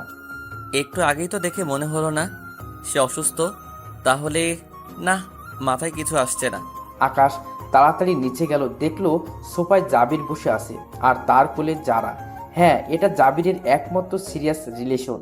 সেদিন যারা জাবিরকে দেখে ছুটে এসে ওকে জড়িয়ে ধরে বলেছিল, মনে হচ্ছিল সব কিছু হারিয়ে ফেলছি, শুধু তোর মুখটা বারবার মনে পড়ছিল। একটা বার তোকে দেখার জন্য মনটা ছটফট করছিল। হয়তো ভালোবেসে ফেলেছি তোকে। হ্যাঁ, তবে একটু না, অনেকটাই। এমন সময় আকাশের গুলি লাগে। তারপরে তো সব জানেনি। আকাশকে বের হতে দেখেই জাবির বলল, কি রে, কই যাস? একটু বাইরে যাব। তুই এখনো সুস্থ হসনি। আমি আসি তোর সাথে। না, তুই বরং যারার সাথে থাক, আমি এক্ষুনি চলে আসবো। জাবিরকে কিছু বলতে না দিয়ে আকাশ বের হয়ে গেল। জান্নাতকে নিয়ে আরমান ফৌজিয়া হসপিটালে পৌঁছে ডাক্তার ডাক্তার বলে চিল্লাতে লাগলো। ডাক্তার এসে দেখে বলল, আরে ইনি তো মিস্টার আকাশ সাহেবের স্ত্রী, দুপুরে তো ঠিক ছিল। ওই ডাক্তার, কথা কম বল, আগে ওকে দেখ। ডাক্তার জান্নাতের চিকিৎসা করছে। সেন্সলেস হয়ে গেছে, কিন্তু পিঠের ক্ষতগুলো গভীর হয়ে গেছে। তবে চিন্তার কোনো কারণ নেই, she is out of danger now. স্বস্তির নিঃশ্বাস নিল আরমান আহমেদ আর ফৌজিয়া। তারা যখন পিছনে ফিরল, দেখলো তাদের পিছনে আকাশ দাঁড়িয়ে আছে। চোখ দুটো থেকে মনে হচ্ছে লাভা বের হচ্ছে, পিস্তল বাম হাতে, যেটা দেখে ওরা দুজনই ভয় পেয়ে গেল। তাদের তো মনেই ছিল না জান্নাতের অন্য একটা পরিচয় হতে যাচ্ছে। আকাশের কথা তাদের মনেই ছিল না। কি করে পিঠে ক্ষত হলো? কেউ কোনো কথা বলছে না। পিস্তল দেখে ওদের কথা বন্ধ হয়ে গেছে। আমি কিছু জিজ্ঞাসা করেছি। চিৎকার করে বলল, যেটা শুনে সবকিছু কেঁপে উঠল। এবার ফৌজিয়া সবকিছু বলে দিল কি ঘটেছে। আকাশ সবকিছু শুনে রাগের মাত্রা আরো বেড়ে গেল। কিছু একটা ভেবে শান্ত হয়ে গেল। শান্ত গলায় বলল, আপনারা বাড়ি চলে যান, আমি আছি এখানে। আপনাদের দেখলে আমার রাগ কমবে না, তাই প্লিজ। আরমান আর ফৌজিয়া আকাশের দিকে তাকিয়ে রইল, যেন ওরা কিছু বুঝতে পারছে না আকাশ কি বলছে। আপনারা ভাববেন না, আমি জান্নাতের কোনো ক্ষতি হতে দিব না। আর একটা কথা, জান্নাত সুস্থ হলেই আমি ওকে আমার বাড়ি নিয়ে যাব। আকাশ জাবির আর আশিককে ফোন করে বলল যে হসপিটালে আর এখানেই থাকবে। আমিনা বেগম সোফায় বসে আছে। আরমান আহমেদ ও ফৌজিয়া বাড়ি ফিরে এলো। কেউ আমিনা বেগমের দিকে তাকালো না পর্যন্ত। ওরা দুইজন সোজা ঘরে চলে গেল। আমিনা বেগমও উঠে ঘরে চলে এলো। সে এসে দেখলো আরমান আহমেদ বালিশ কম্বল নিয়ে রুমের বাইরে চলে যাচ্ছে। আমিনা বেগম অবাক হয়ে বলে, কোথায় যাচ্ছ এসব নিয়ে? যেখানেই যাই না কেন, তোমার মতো হৃদয় মানুষের সাথে আমি থাকতে পারবো না। আরমান আহমেদ ঘর ছেড়ে বেরিয়ে গেল। আমিনা বেগম দরজার কাছে দাঁড়িয়ে আরমান আহমেদের যাওয়ার দিকে তাকিয়ে আছে। জান্নাত মিট মিট করে চোখ খুলতেই দেখলো তার হাত উপর ঘুমিয়ে আছে আকাশ। এলোমেলো চুল দেখতে অন্যরকম লাগছে, তবুও কিউট। চারপাশে চোখ বুলিয়ে দেখলো রুমটা অন্যরকম লাগছে। তারপর সে মনে করতে লাগলো কালকে তার সাথে কি ঘটেছিল। চিন্তা করতেই তার চোখ দিয়ে পানি গড়িয়ে পড়লো। জান্নাতের হালকা নড়াচড়ায় আকাশের ঘুম ভেঙে গেল। আকাশ ঘুম ভেঙে দেখে জান্নাত বিনা শব্দে চোখের পানি বিসর্জন দিচ্ছে। আকাশ তাড়াতাড়ি জান্নাতের চোখের পানি মুছে দিয়ে বলল, কি হয়েছে, চোখে পানি কেন? জান্নাত মাথা নাড়িয়ে বলল, কিছু না। জান্নাত কিছু না বললেও আকাশ বুঝতে পেরেছে। একটু হেসে বলল, চিন্তা করো না, আমি সব ঠিক করে দিব। এদিকে আমরা আর আপনাকে সময় দিতে পারবো না, ব্যাংকের দেওয়া তারিখ শেষ হয়ে গেছে। 3 দিনের মধ্যে যদি টাকা জমা দিতে না পারেন আপনার সবকিছু নিলাম হবে। ব্যাংক ম্যানেজার বলল আকরাম খানকে, আমার আর কিছুদিন সময় দিন, আমি টাকা দিয়ে দিব। সরি মিস্টার আকরাম খান, এটা উপরের অর্ডার। ব্যাংক ম্যানেজার বলে চলে গেল। এখন আমার কি হবে? 3 দিনে এত টাকা কোথা থেকে পাবো? 3 দিন চলে গেল। আকাশ জান্নাতের অনেক কেয়ার করেছে। এতে জান্নাত বুঝতে পেরেছে সে তাকে কতটা ভালোবাসে। আজ জান্নাতকে রিলিজ দেওয়া হবে। বিকালে ফৌজিয়া আর অভ্র এসেছে জান্নাতকে দেখতে। অবশ্য এর আগেও এসেছে ফৌজিয়া আর আরমান আহমেদ। কেমন আছিস রে বোন? এখন একটু ভালো আছি। তুমি কেমন আছো? ভালো আছি, তবে তোকে অনেক মিস করি রে। হ্যাঁ, আমি কিন্তু মিস করি আমার বোনটাকে। আরে অব্র ভাইয়া, কেমন আছেন? তোমার বোন যেমনটা ঠিক রেখেছে। বলে ফৌজিয়ার দিকে তাকালো। ফৌজিয়া তো রেগে ফায়ার। আচ্ছা, এনার সাথে পরিচয় করিয়ে দিবা না? একটু হেসে বলল অব্র, চেয়ারে বসে হাসতে থাকা আকাশকে দেখে। হ্যাঁ, ইনি হচ্ছে। জান্নাত ঠিক কি বলবে ভেবে পাচ্ছে না, তবে এটা বলতে সে একটু লজ্জা পাচ্ছে। সেটা জান্নাতের চেহারায় ফুটে উঠেছে। থাক, আর বলতে হবে না, বুঝে গেছি। আচ্ছা তোমরা থাকো, আমি জান্নাতের রিলিজের ব্যবস্থা করে আসছি। আর তুই আয় আমার সাথে। চলো। এদের এমন করে কথা বলতে দেখে জান্নাত ফৌজিয়া দুইজনই অবাক। দুইজন বেরিয়ে গেল। আচ্ছা আপু, অব্র ভাইও কি মাফিয়া? না তো, তবে এরা এমন করে কথা বললো যেন এরা পুরনো বন্ধু। আকাশ আর অভ্র রুমে এসে দেখে দুই বোন গল্প করছে। জান্নাত রেডি হয়ে নাও, আমরা এখান থেকে যাব। তোমার রিলিজ হয়ে গেছে। চলে যাওয়ার কথা শুনে জান্নাতের ভেতরটা কেমন করে উঠল। বাড়ি গেলে মামির সামনে আবার দাঁড়াতে হবে, এটা ভেবেই জান্নাতের মুখ কালো হয়ে গেল। ফৌজিয়া অভ্রকে একটু পাশে এনে জিজ্ঞাসা করেছে, তুমি ওনাকে চিনো কি করে? অভ্র একটু হেসে ফৌজিয়ার গাল দুটি ধরে বলল, ও আমার বন্ধু, আমরা একসাথে লন্ডনে পড়ালেখা করতাম। আর ও যে জান্নাতকে পছন্দ করত সেটা আমি আগের থেকেই জানতাম। জান্নাত আর আকাশ একটা গাড়িতে উঠল আর ওরা দুজন অন্য গাড়িতে। আচ্ছা, ওরা আমাদের সাথে আসবে না? আকাশ কোনো কথার উত্তর দিচ্ছে না, গাড়ি সে নিজেই চালাচ্ছে। আপনি কি অব্র ভাইকে আগে থেকে চিনতেন? এবারও সে কিছু বলছে না। জান্নাত খেয়াল করলো যে এটা তার বাড়ির রাস্তা না, অন্য কোনো রাস্তা। কিছুক্ষণ পর গাড়িটা বড় একটা গেটের সামনে চলে আসলো। বাড়িতে ঢোকার পর জান্নাত তো অবাক, এটা কোন জায়গা? এত বড় বাড়ি, যেন রাজপ্রসাদ। বাড়ির সামনে ফুল বাগান, আবার একটা দোলনাও আছে। অনেক সুন্দর পরিবেশ। আকাশ গাড়ি থেকে বেরিয়ে জান্নাতকে বের করলো এবং বলল, ওয়েলকাম হোম। জান্নাত আকাশের দিকে তাকিয়ে অবাক হয়ে বলল, হোম মানে? এটা কার বাড়ি? আজ থেকে এটা তোমার বাড়ি। কিন্তু মামা মামি? আজ থেকে এখানেই তুমি থাকবে। জান্নাতকে নিয়ে ভেতরে গেল আকাশ। বাড়ির ভেতরে ঢুকতেই একটা অচেনা মেয়ে চলে আসলো জান্নাতের সামনে। হাই জান্নাত, কেমন আছো? আমি জারা। আমি ভালো আছি। আরে ভাবি চলে এসেছে।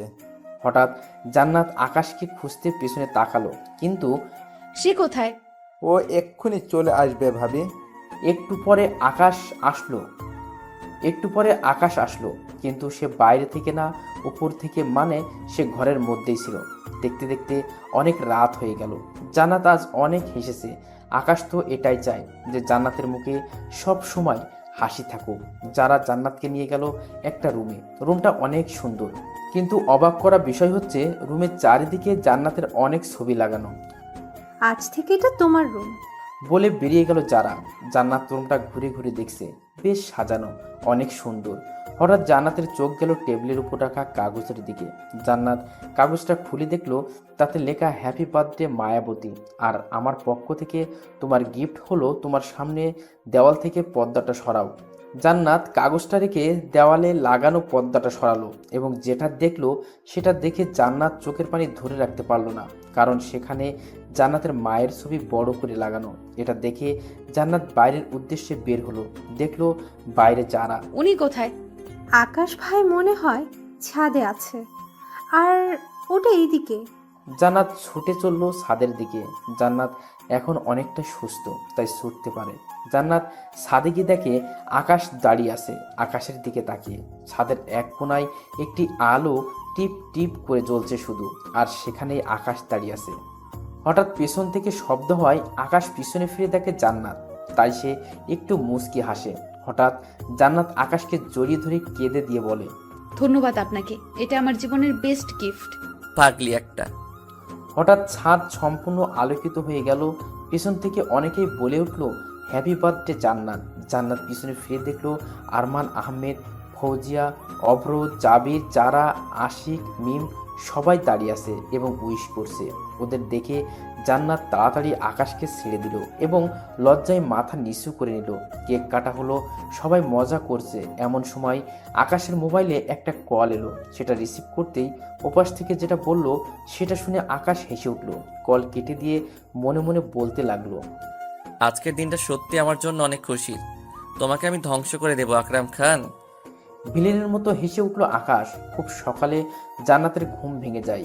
উজু করে আলমারি থেকে জায়নামাজের পাটি বের করে নামাজ পড়ে নেয়। কালকে সবাই চলে গিয়েছে। থাকার জন্য অনেক অনুরোধ করার পরেও বাড়িতে শুধু জান্নাত, আকাশ, জাবির আর যারা আছে। আশিক তার বাড়িতে।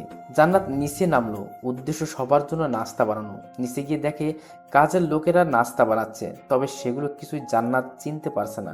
একজন পুরুষ ও একজন নারী, হ্যাঁ ওরা আবার স্বামী স্ত্রী। জান্নাতকে কিচেনে দেখে কাজের লোকেরা অবাক হয়ে বলল, ম্যাডাম আপনি এখানে?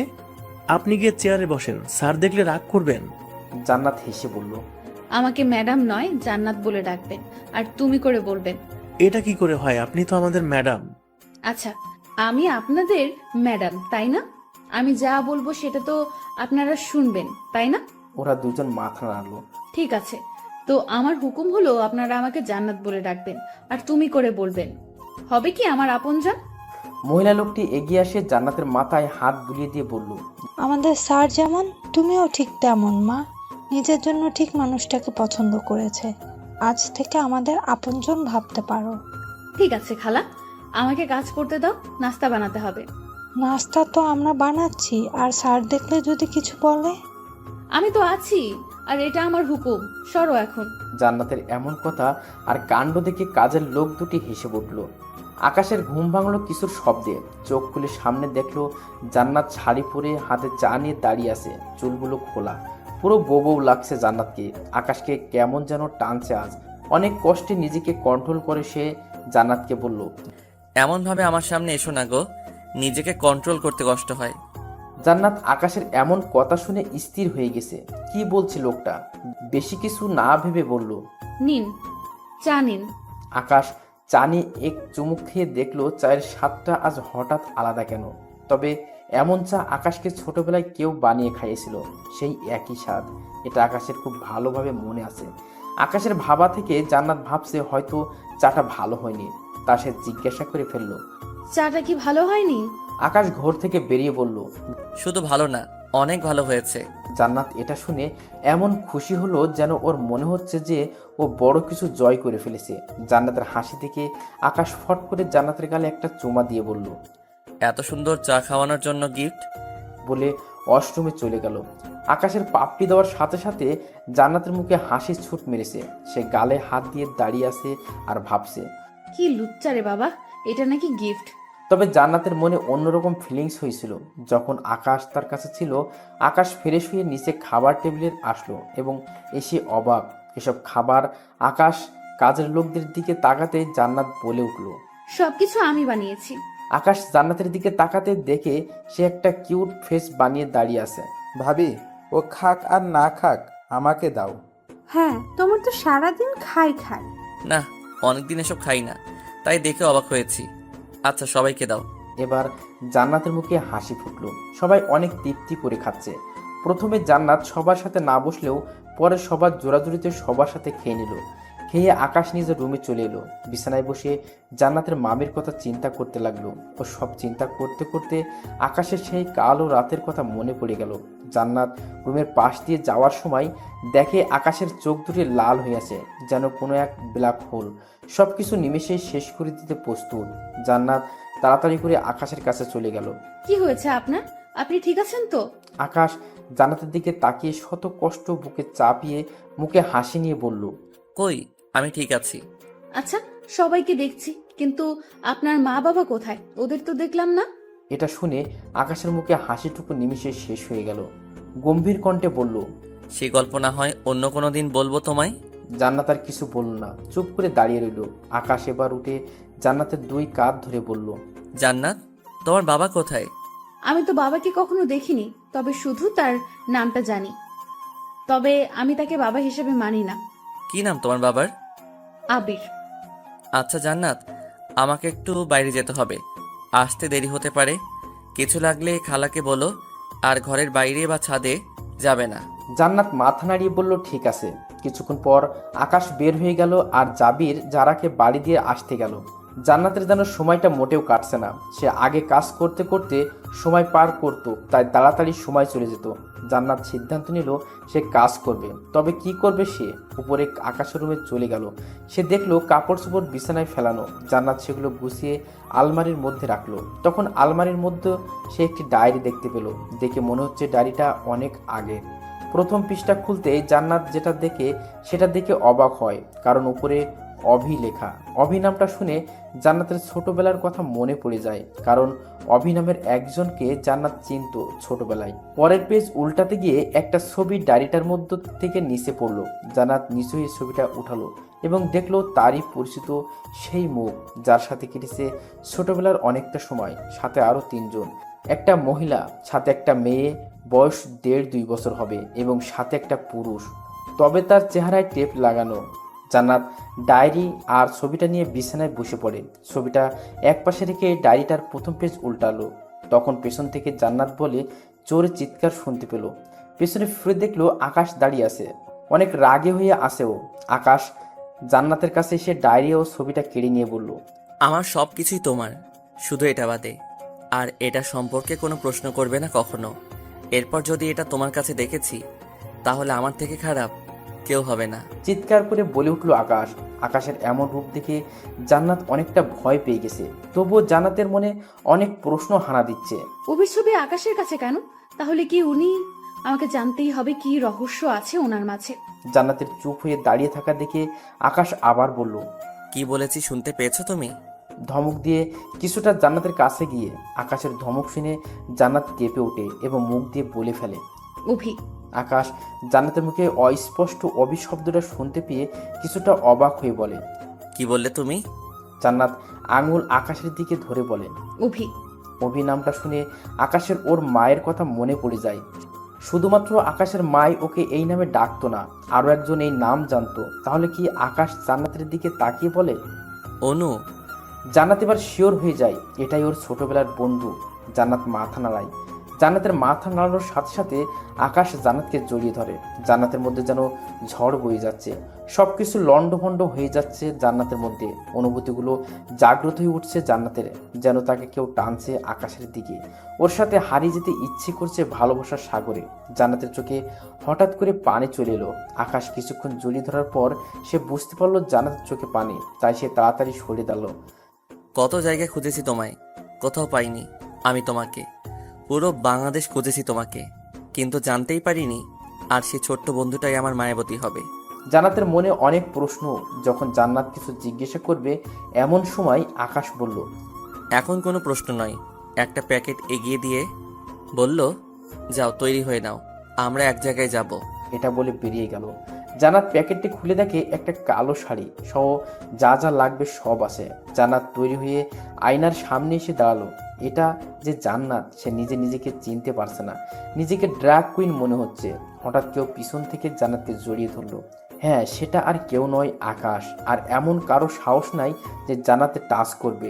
যদি করে তাহলে তখনই তাকে মায়ের ভোগে পাঠিয়ে দেবে। হঠাৎ জড়িয়ে ধরা জান্নাত কিছুটা ভয় পেল। জান্নাত এখন আকাশের উপস্থিতি বুঝতে পারে। আশেপাশে থাকলে জান্নাতের হৃদস্পন্দন বেড়ে যায়। আকাশ জান্নাতকে পেছন থেকে জড়িয়ে ধরে জান্নাতের চুলে নাক ডুবালো। আকাশের এমন স্পর্শ যেন জান্নাতকে পাগল করে দিচ্ছে। মায়াবতী, তোমাকে এমন রূপে দেখলে নিজেকে কন্ট্রোল করতে কষ্ট হয়। আকাশের এমন কথাই জান্নাত ভয় পেয়ে গেল। আকাশের ছোঁয়া পেয়ে জান্নাত যেন জমে গেছে, তবুও আস্তে করে বলল, ছাড়ুন আমায়, দেরি হয়ে যাবে তো।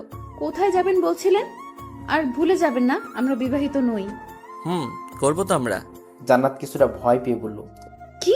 এবার জান্নাতকে নিজের দিকে ঘুরিয়ে আকাশ বলল, বিয়ে কয়েকদিন পরে আমরা বিয়ে করব। আর এখন চলো, দেরি হয়ে যাচ্ছে। বলেই হঠাৎ আকাশের জান্নাতের কিস করে বসে। জান্নাত তো পুরো অবাক হয়ে আছে। কি হলো এটা তার সাথে? জান্নাত ভাবতেই পারেনি হঠাৎ এমন কিছু হয়ে যাবে তার সাথে। এখনো ঘরের মধ্যে আছে জান্নাত। আকাশ জান্নাতের এমন অবস্থা থেকে দুই গালে হাত চেকে বলল, কি আরো একটা চাই বলছি? কি? না না, আর এটা কি ছিল? কথা ঠিক মতো বলতে পারছে না। আকাশ একটু হেসে বলল, এটা নজর ঠিক ছিল, কারণ নজর যেন না লাগে আমার মায়াবতীর। তাড়াতাড়ি এসো। জান্নাত আর আকাশ গাড়িতে উঠেছে। সামনে একটা গাড়ি, আবার পেছনে একটা গাড়ি, সবাই বডিগার্ড। আকাশ গাড়ি ড্রাইভ করছে, জান্নাত তার পাশে বসে আছে আর বারবার তাকাচ্ছে আকাশের দিকে। আকাশকে আজ অনেক সুন্দর লাগছে। সব সময়ের মতো সবকিছু কালোই পড়েছে, কালোতে তাকে অনেক মানায়। জান্নাতের কাণ্ড আকাশ অনেক সময় ধরে দেখছে। এমন করে দেখলে আমি গাড়ি চালাবো কি করে? আকাশের কথায় জান্নাত একটু লজ্জা পেল। কিছুক্ষণ পর গাড়ি থামালো। জান্নাত গাড়ি থেকে নেমেই অবাক, কারণ এটা তো আরমান আহমেদ, মানে জান্নাতের মামার বাড়ি। কিন্তু এখানে কেন? আকাশ জান্নাতের হাত ধরে বাড়ির ভিতরে গেল। ভিতরে গিয়ে দেখে আরমান আহমেদ, ফৌজিয়া দাঁড়িয়ে আছে, আমেনা বেগম একটা চেয়ারে বসে আছে এবং তার পিছনে দাঁড়িয়ে আছে আশিক আর জাবির। জান্নাত কিছু বুঝে উঠতে পারছে না কি হচ্ছে এখানে। জান্নাত আকাশের দিকে তাকালো, দেখলো আকাশ চোখ দুটি লাল হয়ে গেছে আর আমেনা বেগমের দিকে তাকিয়ে আছে। আকাশ জান্নাতের দিকে তাকালো আর বলল, জান্নাত, তোমার সামনে আজ এমন একজন আছে যে তোমাকে সারা দিন কাজ করিয়েছে, কষ্ট দিয়েছে, মেরেছে, এমনকি তোমার মাকে পর্যন্ত গালাগাল করছে। আর এটা কোনো মানুষের কাম্য নয়। উনি শুধুমাত্র পৃথিবীর একটা বোঝা মাত্র। ওনার বেঁচে থাকার কোনো অধিকার নেই। আকাশ তার পিছনে থেকে একটা পিস্তল বের করে জান্নাতের হাতে ধরিয়ে দেয়। জান্নাতের হাত কাঁপছে। সে একবার হাতে থাকা পিস্তলটার দিকে তাকাচ্ছে, আরেকবার আমেনা বেগমের দিকে। জান্নাতের বুকের ভিতরটা ধূপধূপানি বেড়েই চলেছে। আমেনা বেগমের দিকে তাকিয়ে আছে জান্নাত। একবার মনে হচ্ছে এতদিনের করা সব কিছুর প্রতিশোধ নিতে, আবার মনে হচ্ছে সে যদি এমন কিছু করে তাহলে আমেনা বেগম আর জান্নাতের মধ্যে তফাৎ কি থাকবে। অনেক ভেবে জান্নাত সিদ্ধান্ত নিয়ে নিল। আকাশে দেওয়া পিস্তলটি হাতে নিয়ে চারিদিকে একবার সে দেখল। আরমান আহমেদ ফৌজিয়ার চোখে কোনো মায়া দয়া দেখল না জান্নাত। সেও চোখে শুধু ঘৃণার বসবাস। আকাশ রাগী চোখে তাকিয়ে আছে আমেনা বেগমের দিকে। কি হলো জান্নাত, কি ভাবছো? কাহিনী এখানেই শেষ করো, ডু ইট ফার্স্ট। জান্নাত আকাশের দিকে তাকালো। জান্নাত একটু একটু করে আকাশের দিকে এগিয়ে গিয়ে বলল, আমি পারবো না ওনাকে শাস্তি দিতে। উনি আমাকে যত কষ্ট দুঃখ শাস্তি দিয়েছে তার জন্য ওনার উপর আমার কোনো রাগ বা অভিযোগ নেই। কিভাবে পারবো আমি ওনাকে শাস্তি দিতে? উনি তো আমার গুরুজন। মামা মামি শব্দটার মধ্যে কিন্তু মা আছে। আর কোনো মা যত খারাপ কাজই করুক না কেন, মেয়ের কাছে সে সব সময় নিরপরাধ থাকে। এটুকুই বলে কেঁদে দিল। আকাশ জান্নাতের হাত থেকে পিস্তলটা নিয়ে নিজের কাছে রেখে দিয়ে 2 হাত দিয়ে চোখের পানি মুছে দিল। শুধু জন্ম দিলে সে মা হতে পারে না, নিজের মধ্যে মমতা বোধ থাকা লাগে। যাকে আপনি সব সময় কষ্ট দিয়েছেন সে আপনাকে মায়ের মতো ভালোবাসে। আরে যাদের মা নেই তারাই বোঝে মা কি জিনিস, তারা কতটা একা হয় সেটা তারা বোঝে। আর আপনি সে তো আপনাকে মায়ের স্থান দিয়েছিল, কিন্তু আপনি তার যোগ্যই ছিলেন না। এটা বলে আকাশ জান্নাতের হাত ধরে বেরিয়ে এলো। আমেনা বেগম নিচের দিকে তাকিয়ে আছে। না চাইতেও আমেনা বেগমের চোখে পানি ভরে এলো। মেয়েটা তোমাকে কত সম্মানের স্থান দিয়েছিল, কিন্তু তুমি সেটা যোগ্য না। দিনের পর দিন তার উপর অমানসিক অত্যাচার করেছ, তবুও সে তোমাকে ক্ষমা করে দিল। আরে ওর জায়গায় যদি আমি হতাম তাহলে তোমাকে ক্ষমা করতাম না। ফৌজিয়া বলে গটগট করে চলে গেল। আমেনা বেগম কোনো কথা বলছে না, নিচের দিকে তাকিয়ে চোখের পানি ফেলছে। আরমান আহমেদ ঘৃণার দৃষ্টিতে তাকিয়ে সেও চলে গেল। আমেনা বেগম এবার শব্দ করে টুকরে কেঁদে উঠল। আকাশ জান্নাতকে নিয়ে নিজের বাড়ির দিকে রওনা দিল। সারা রাস্তা জান্নাত কোনো কথা বলেনি, নিঃশব্দে কেঁদেছে। আকাশ দেখেও কিছু বলতে পারেনি। আকাশ গাড়ি থেকে নেমে জান্নাত নামবে, তার আগে জান্নাত নেমে গেল। কিন্তু গাড়ির দরজার সাথে তার শাড়ি আটকে যাওয়ায় সে একটু নিচু হলো। নিচু হওয়ার সাথে একটা গুলি গাড়ির সাইড গ্লাসে লাগলো। যদি জান্নাত ওই সময় দাঁড়িয়ে থাকতো তখন গুলিটা তার মাথায় লাগতো। জান্নাত নিচু হয়ে বেঁচে গেল। গুলির শব্দ শুনে আকাশ জান্নাতের দিকে তাকায়, দেখে সে নিচু হয়ে আছে আকাশের বডিগার্ডেরা। আকাশ ও জান্নাতকে ঘিরে দাঁড়িয়ে আছে। জান্নাত কিছু বুঝতে পারছে না কি হয়ে গেল হঠাৎ করে। জান্নাত আকাশ ঘরের মধ্যে চলে আসলো। আকাশের মাথায় একটাই চিন্তা, কে করলো এটা? এদের টার্গেট কে ছিল? আকাশ কাউকে ফোন করলো। জান্নাত নিজের ঘরে চলে এসে মায়ের ছবির সামনে দাঁড়িয়ে চোখের পানি ভাসাচ্ছে। আকাশের সামনে একটা লোক দাঁড়িয়ে আছে। বল, কে পাঠিয়েছে তোকে আর কেন? তোর দিন ঘনিয়ে এসেছে, প্রেমিক পুরুষ হয়েছিস না, খুব তাড়াতাড়ি কাঁদবি তুই। আকাশ এটা শুনে লোকটার বুক বরাবর একটা লাথি মেরে দিল। বাহ, ইন্টারেস্টিং। অনেকদিন খেলা করি না, এখন মজা আসবে মনে হচ্ছে। আর তোকে আমার কোনো কাজে লাগবে না। আচ্ছা বল, তোর শেষ ইচ্ছা কি? চেষ্টা করবো সেটা যেন পূরণ না হয়। টেবিলের মতো হালকা হেসে আকাশ বলল। লোকটা আবার হেসে কিছু বলবে তার আগে আকাশ ঠুস করে গুলি করে লোকটাকে ঘুম পাড়িয়ে দিল। ধুরবাল, ওর হাসিটাই আমার পছন্দ হয়নি, তবুও হাসছে। বলে হাতের ইশারায় লাশটা সরিয়ে ফেলতে বলল আকাশ। আকাশ রুমে গিয়ে দেখে জান্নাত ছোট বাচ্চাদের মতো করে খাটের এক কোণায় শুয়ে আছে। চোখের কোণা পানির স্পষ্টতা বোঝা যাচ্ছে। আকাশ জান্নাতের কাছে গিয়ে মুখের সামনে আসা চুলগুলো সরিয়ে দিল। আমি বেঁচে থাকতে তোমার কোনো ক্ষতি হতে দেব না মায়াবতী। রোদের আলো জান্নাতের মুখে পড়ায় তাড়াতাড়ি সে চোখ খুলো। কিন্তু সে কোথায়? সে এখানে কেন? জান্নাত মনে মনে ভাবছে।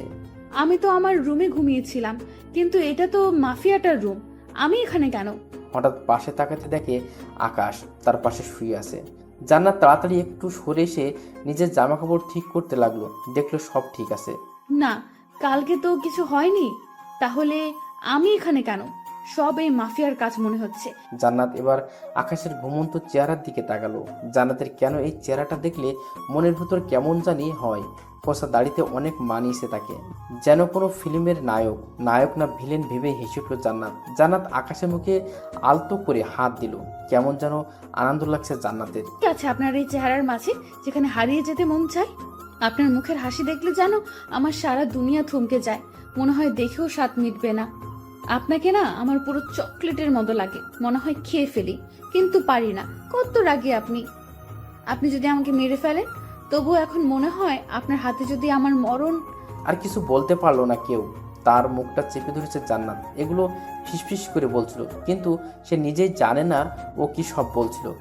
খবরদার, মরণের কথা যদি তোমার মুখে আর একবারও শুনি তাহলে তোমার খবর করে দিব কিন্তু। জান্নাত ভাবছে। আকাশ এগুলো শুনলো কি করে? তার মানে ও সবকিছু কি শুনে ফেললো? জান্নাতের খুব লজ্জা লাগছে। একটু আগে যা যা বলেছে সব আকাশ শুনে ফেলেছে বলে সে নিজের হাত দিয়ে মুখ ঢেকে ফেললো। তো কি বলছিলে, আমি চকলেটের মতো, তাই না? জান্নাত কিছু বলছে না দেখে আকাশ জান্নাতের দুই হাত মুখ থেকে সরিয়ে জান্নাতকে বিছানায় ফেলে দিয়ে দুই এক করে দিল। কিছুক্ষণ পর ছেড়ে দিয়ে আকাশ বলল, তুমিও চকলেটের থেকে কম না কিন্তু। বলে ওয়াশরুমের দিকে চলে গেল আকাশ। জান্নাত নিজের ঠোঁটের উপর হাত দিয়ে শুয়ে ভাবছে কি হয়ে গেল একটু আগেই। ভাবতে লজ্জায় লাল হয়ে গেল জান্নাত। নিজের রুমের দিকে পা বাড়ল সে। সবাই সকালের নাস্তা সেরে নিল। আকাশ, আজকে কিন্তু। জাবিরকে থামিয়ে আকাশ বলল, আমি জানি মনে আছে আমার। আর তুই জারার বাবা মায়ের সাথে কথা বল যে তুই ওকে বিয়ে করতে চাস। আচ্ছা, বল মনে। আজই যাবি এবং এখন। কিন্তু তুই একা। আমাকে নিয়ে চিন্তা করিস না, আমি দেখে নিব। বলে চলে গেল আকাশ। জান্নাত জান্নাত বলে চিৎকার করে ডাকছে আকাশ। আকাশের চিৎকার শুনে জান্নাত ছুটে আকাশের রুমে এলো। এসে দেখে সে হাতে একটা প্যাকেট নিয়ে দাঁড়িয়ে আছে। প্যাকেটটা জান্নাতকে দিয়ে বলল, তৈরি হয়ে নাও, জীবনের একটি লক্ষ্য পূরণ করতে যাব। জান্নাত কিছুই জানে না সে কোথায় যাচ্ছে, তবে সে আজ একটা কালো শাড়ি পরেছে, যেন ব্ল্যাক কুইন দেখাচ্ছে তাকে। আকাশও কম না, সেও সবকিছু কালো পরেছে, চুলগুলো স্টাইল করা, দেখে মনে হচ্ছে ব্ল্যাক মাফিয়ার লিডার হিসেবে তাকে মানিয়েছে। আকাশ ও জান্নাত গাড়িতে উঠলো। আজ তাদের সাথে ড্রাইভার আছে, তাই ওরা পেছনে বসলো। জান্নাত কিছু জিজ্ঞেস করতে চাই, কিন্তু তার সাহস হচ্ছে না। জান্নাতের অবস্থা দেখে আকাশ বলল, কোনো সমস্যা জান্নাত? জান্নাত মাথা নাড়ালো। কিছু সময় পরে গাড়িটা দাঁড়িয়ে গেল। একজন বডিগার্ড দরজা খুলে দিল। আকাশ বের হয়ে জান্নাতকে বের করলো। জান্নাত গাড়ি থেকে বের হয়ে দেখলো অনেক মানুষ সামনে চেহারা বসে আছে, আর তাদের সামনে দাঁড়িয়ে একজন কিছু বলছে, এবং যে লোক দাঁড়িয়ে আছে তার ঠিক বাম পাশে তিনজন দাঁড়িয়ে আছে, একজন পুরুষ, দুইজন মহিলা। মহিলার মধ্যে একজন ছোট 16-17 বছর বয়সের মেয়ে। আকাশ জান্নাতের হাত ধরে নিল এবং সামনে এগোতে লাগলো। জান্নাত মাথা নিচু করে আছে। সেখানে উপস্থিত সবাই আকাশকে দেখে অবাক। সবাই বলছে দেশের নামকরা বিজনেসম্যান শ্রাবণ আহমেদ আকাশ এখানে এসেছে। তবে এর মধ্যে 3 জোড়া চোখ আকাশের দিকে করুণ চোখর তাকিয়ে আছে। আকাশ তাদের দিকে একবারও তাকাচ্ছে না। আকাশ ওর বডিগার্ডদের মধ্যে একজনকে বলল, 1 মিনিটে এখানে বসে থাকা লোকদের এখান থেকে বের করো।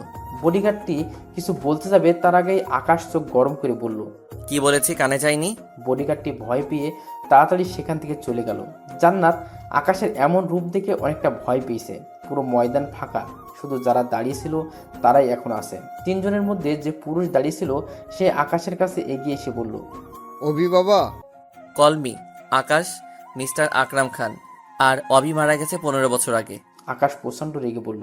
লোকটার মুখে অভি ডাক শুনে জান্নাত অনেক অবাক। কে এই লোক যে এনাকে অভি বলে ডাকছে? অনেক প্রশ্ন জাগছে জান্নাতের মনে। আকাশের এমন চিৎকার শুনে আকরাম খানের সাথে থাকা 2 জন আকরাম খানের পাশে এসে দাঁড়ালো। চলুন এবার বলে দিই এখানে কি হচ্ছিল। এখানে আকরাম খানের সব কিছুর নিলাম হচ্ছিল। যে ব্যক্তি নিলাম করছিল তাকে আকাশ কাছে ডেকে বলল কত টাকা লোন নিয়েছিল। লোকটি বলল 100 কোটি। আকাশ তার ভিতরের বুক পকেট থেকে একটা চেক বই বের করে স্বাক্ষর করে লোকটাকে দিয়ে বলল, এখানে 110 কোটি আছে, আশা করি আর কোনো সমস্যা হবে না। লোকটা ধন্যবাদ দিয়ে চলে গেল। কোনো একদিন বলেছিলাম আমি আপনার ধ্বংসের কারণ হব, আমি আজ সেটা দেখিয়ে দিলাম মিস্টার আকরাম খান। আকাশ একটু অহংকার করে বলে উঠল, আকাশ, তুমি ওনার সাথে এমনভাবে কথা বলতে পারো না। ভুলে যেও না উনি তোমার বাবা। বাবা শব্দটা শুনে জান্নাত আবেগের শেষ সীমানায় পৌঁছে গেছে। জান্নাত জানতো আকাশের কেউ নেই, সবাই পরপর চলে গেছে। বাবা, ঘৃণা হয় এই শব্দটা শুনলে। বাবা হওয়ার কি এমন কাজ করেছে সে? সেদিন কোথায় ছিল যেদিন? আকাশ আর বলতে পারলো না। চোখ ভরে এলো আকাশের। আকরাম খানের মেয়ে আরোহী আকাশের কাছে গিয়ে বলল, ভাই, সব কিছু কি ভোলা যায় না? হ্যাঁ, আকাশ আকরাম খান বা তার স্ত্রীর সাথে কোনো সম্পর্ক না রাখলেও আরোহীর সাথে রেখেছে নিজের ছোট বোন। কিভাবে ভুলবো রে ছুটকি ওই দিনের কথা? মনে পড়লে মনে হয় এই মানুষটা খুন করে ফেলি, শুধু পারি না একটাই কারণে। চোখে পানি নিয়ে বলল আকাশ। জান্নাত আকাশের পাশে দাঁড়িয়ে আছে। আকাশের চোখে পানি যেন জান্নাতের সহ্য হচ্ছে না। জান্নাতের ভিতরটা যেন বিস্ফোরিত হচ্ছে। এই পানি দেখে জান্নাত আর সহ্য করতে পারলো না।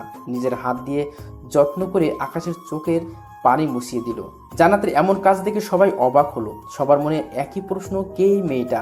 আকাশ জান্নাতের দিকে তাকিয়ে আছে। মেয়েটাকে পছন্দ করে আকাশ কোনো ভুল করেনি। ভাই কে এটা? আকাশ আরোহী ও জান্নাতের হাত ধরে একটু দূরে নিয়ে আসলো। আকরাম খান ও তার বউ দাঁড়িয়ে আছে। আচ্ছা, এবার আমরা যাব কোথায়? জানি না, তবে অভি এসব জানলে কি করে? আর ওই মেয়েটা বা কে? যেই হোক না কেন, আকাশের সাথে বেশ মানিয়েছে। ও যদি আমাকে হিসাবে মানতো তাহলে আমি একেই আকাশের বউ বানাতাম। আকাশ জানতো আরোহী 3 জন দাঁড়িয়ে আছে। এবার তো বল কে? এটা তোর হবু ভাবি। ভাই বোনের এমন কথা শুনে জান্নাত একটু লজ্জা পেল। আচ্ছা ভাই, তুই কি আমাদের বাড়ি থেকে বের করে দিবি? আকাশ একটু হেসে বলল, না রে পাগলি, আমি শুধু আকরাম খানকে শিক্ষা দিতে চাই, এর বেশি কিছু না। আর আজ থেকে এই বাড়ির মালিক আমার একমাত্র বোন। আকাশ একটু হেসে বলল। আরোহী ইয়াহু বলে চিৎকার করে ওঠে, আকাশকে জড়িয়ে ধরে। ভাই বোনের এমন আচরণ দেখে জান্নাতের চোখে পানি চলে এলো। দূরে দাঁড়িয়ে থাকা মিসেস আকরাম খান বললেন, আমাদের সাথে কি কোনোদিন এমন ব্যবহার করবে না ও? আমি হয়তো ওকে পেটে ধরিনি, তবু তো ছেলে হিসেবে মানি। আল্লাহ তো আছে, তিনি ভালো জানেন। তবে ও আমার কোনো কথাই শুনতে চায় না। কিভাবে বলবো ওই দিন? আজ থেকে এই বাড়ির মালিক আরোহী, আর আপনার সবগুলো ফ্যাক্টরি আমার। বলে জান্নাতের হাত ধরে চলে গেল আকাশ। জান্নাতের মাথায় একটাই চিন্তা, কি হয়েছিল যার জন্য আকাশ তার বাবাকে এতটা ঘৃণা করে? জানতেই হবে। এভাবে চলে গেল 2 দিন। প্রতিদিন সকালে ঘুম থেকে উঠে জান্নাত দেখছে যে আকাশের রুমে। তবুও জান্নাতের সাথে কোনো খারাপ কাজ করেনি। জান্নাত এখন সকালের নাস্তা বানায়। আজ তাকে কলেজে যেতে হবে, তাই সে সব কিছু গুছিয়ে নিল। জাবির, আকাশ, জান্নাত একসাথে বসে খাচ্ছে। জাবির, আজ কিন্তু বড় একটা মিটিং আছে। আর যদি ফাইনাল হয় তাহলে আমাদের কোম্পানির অনেক লাভ হবে। খাওয়া শেষে আকাশ জান্নাতকে রেডি হতে বলল। জাবির অফিসে চলে গেছে। আকাশ জান্নাতকে কলেজে পৌঁছে দিয়ে তাই যাবে। জান্নাত রেডি হয়ে আসছে। আকাশ এক নজরে তাকিয়ে আছে, যেন কোনো এক পরী জমিনে নেমে এসেছে। জান্নাত আকাশের কাছে এসে দেখে সে কল্পনার রাজ্যে ভ্রমণ করছে। জান্নাত আকাশের এমন অবস্থা দেখে হেসে দিল। আকাশ সামনের তাকিয়ে দেখে জান্নাত হাসছে। আকাশ একটু অস্বস্তি বোধ করলো। না হেসে তাড়াতাড়ি চল। একটু রাগ দেখে বলল আকাশ। আকাশ জান্নাতকে কলেজে নামিয়ে দিয়ে চলে গেল, আর বলে গেছে যে নিতে আসবে। জান্নাত আর মিম ক্লাস করে একটা গাছতলায় বসে কথা বলছে। তখন জান্নাতের সামনে মধ্যবয়স্ক লোক, তবে মনে হয় জিম করে বলে তেমন বোঝা যাচ্ছে না, এমন একটা লোক ওদের সামনে গিয়ে দাঁড়ালো। লোকটা বলল, জান্নাত মা, আমার তুই অনেক বড় হয়ে গেছিস। কি আপনি আমাকে চিনলেন কি করে? আমি তোর বাবা জান্নাত। বাজে কথা রেখে এখান থেকে যান। ঠিক তখন গেটের বাইরে জান্নাত আকাশের গাড়ি দেখে জান্নাত মিমের কাছ থেকে বিদায় নিয়ে চলে আসছে। লোকটা জান্নাতের চলে যাওয়ার দিকে তাকিয়ে আছে। জান্নাত কোনো কথা না বলে গাড়িতে উঠে গেল। গাড়িটা সেখান থেকে চলে গেল। আবির চৌধুরী মিমের সামনে দাঁড়িয়ে আছে। তুমি নিশ্চয়ই মিম, তাই না? আপনি কি সত্যি জান্নাতের বাবা? যদি বাবা হয়ে থাকেন তাহলে এতদিন কোথায় ছিলেন? এই মেয়ে, তুমি এত কথা বলো কেন?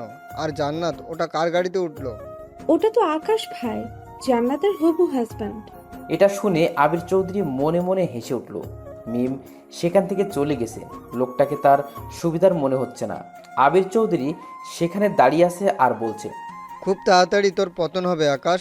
জান্নাত আর আকাশ বাড়িতে চলে এসেছে এবং দরজা খুলেই অবাক, কারণ তাদের সামনে দাঁড়িয়ে আছে আরোহী। ভাই, ভাবি, কেমন আছো তোমরা?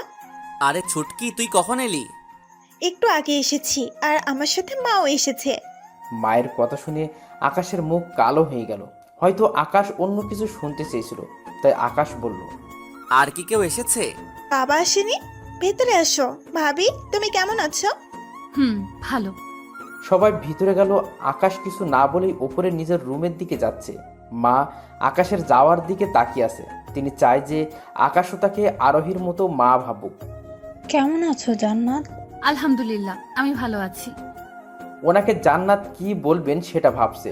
মা জান্নাতের এমন ভাব দেখে নিজেই বলল, ও তো বলবে না, তুমিই আমাকে মা বলো কেমন?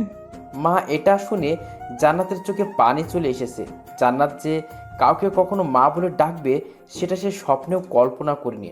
আরোহীর মা জান্নাতের চোখে পানি দেখে জান্নাতকে বুকে জড়িয়ে নিল। জান্নাতও পরম সুখে ওনাকে জড়িয়ে ধরে আর নিজেকে কন্ট্রোল করতে না পেরে টুকরে কেঁদে উঠল জান্নাত। মা জান্নাতকে শান্ত করার চেষ্টা করছে। এদের এমন দৃশ্য অন্য একজনও দেখছে, কিন্তু সেটা কারো চোখে পড়ছে না। উপরে লুকিয়ে মায়ের এমন মমত্ববোধ দেখে আকাশের চোখও ভরে এলো। তারও তো কেউ নেই। মায়ের স্নেহ যে কেমন সেটা থেকে ও সে বহুকাল ধরে বঞ্চিত। আকাশ আর দাঁড়াতে পারল না, সে নিজের রুমে চলে গেল। জান্নাত মায়ের সাথে অনেক ভাব করে ফেলেছে। জান্নাতকেও তিনি নিজের মেয়ে বানিয়ে নিয়েছে। আকাশ নিচে এসে দেখে জান্নাত এখনো সেই ভাবেই আছে, যেভাবে কলেজ থেকে এসেছিল সে।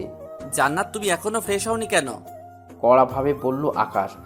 জান্নাত ভয় পেয়ে নিজের রুমে চলে গেল ফ্রেশ হতে। দুপুরে সবাই একসাথে খেয়েছে, তবে টেবিলে আকাশ ছিল বলে কেউ তেমন কোনো কথা বলেনি। আকাশ খেয়ে চলে যাওয়ার সাথে সাথে জান্নাত আর আরোহী মেতে উঠল দুষ্টুমিতে। অবশ্য আকাশ তাদের সবসময় চোখে চোখে রেখেছে, তবে সেটা আড়াল থেকে। সন্ধ্যার দিকে মা আর আরোহী চলে গেল। রাতে আকাশ জান্নাতকে নিয়ে খেতে গেল। জান্নাত ঠিকমতো খাচ্ছে না, খাবার প্লেটে হাত ঘুরাচ্ছে। আকাশ বিষয়টা খেয়াল করেছে, একটু খেয়েই জান্নাত আর খেলো না। আকাশ রুমে গিয়ে দেখে জান্নাত রুমের মধ্যে পায়চারি করছে। জান্নাত, কোনো সমস্যা? জান্নাত একবার আকাশের দিকে তাকিয়ে মাথা নিচু করে বলল, আমি যদি কিছু আপনাকে জিজ্ঞেস করি সেটার উত্তর দিবেন আমাকে। তোমাকে বলবো না তো কাকে বলবো পাগলি? প্রমিস করেন আগে। আচ্ছা যাও, প্রমিস করলাম। আপনি আপনার বাবাকে ঘৃণা করেন কেন? এটা শুনে আকাশের মুখের হাসি উড়ে গেল। এটা দেখে জান্নাত আবার বলল, আপনি কিন্তু প্রমিস করেছেন। আকাশ নিজেকে শান্ত করে জান্নাতকে নিজের কাছে ডাকলো। জান্নাত আকাশের পাশে গিয়ে শুয়ে পড়ল। জান্নাত, তোমার মনে আছে তোমার সাথে আমার প্রথম দেখা? ফ্ল্যাশব্যাক। অভি, বয়স 10, পরিবারের সদস্য সংখ্যা 4 জন। অভি ওর আম্মু আব্বু ও কিউট পিচ্চি বোন, 2 বছর বয়স তার। অভি তার আম্মু আর বোনের সাথে একটা পার্কে গেছিল খেলতে। অভি তার বোনের সাথে দুষ্টুমি করছে, এমন সময় একটা ফুটবল আসলো তাদের কাছে। অভি তাকিয়ে দেখে একটা ছেলে বলছে, বলটা এদিকে দাও। অভি উঠে গিয়ে বলে একটা কিক মারে, কিন্তু বলটা একটা মেয়ের গায়ে লাগে এবং সে মাটিতে পড়ে যায়।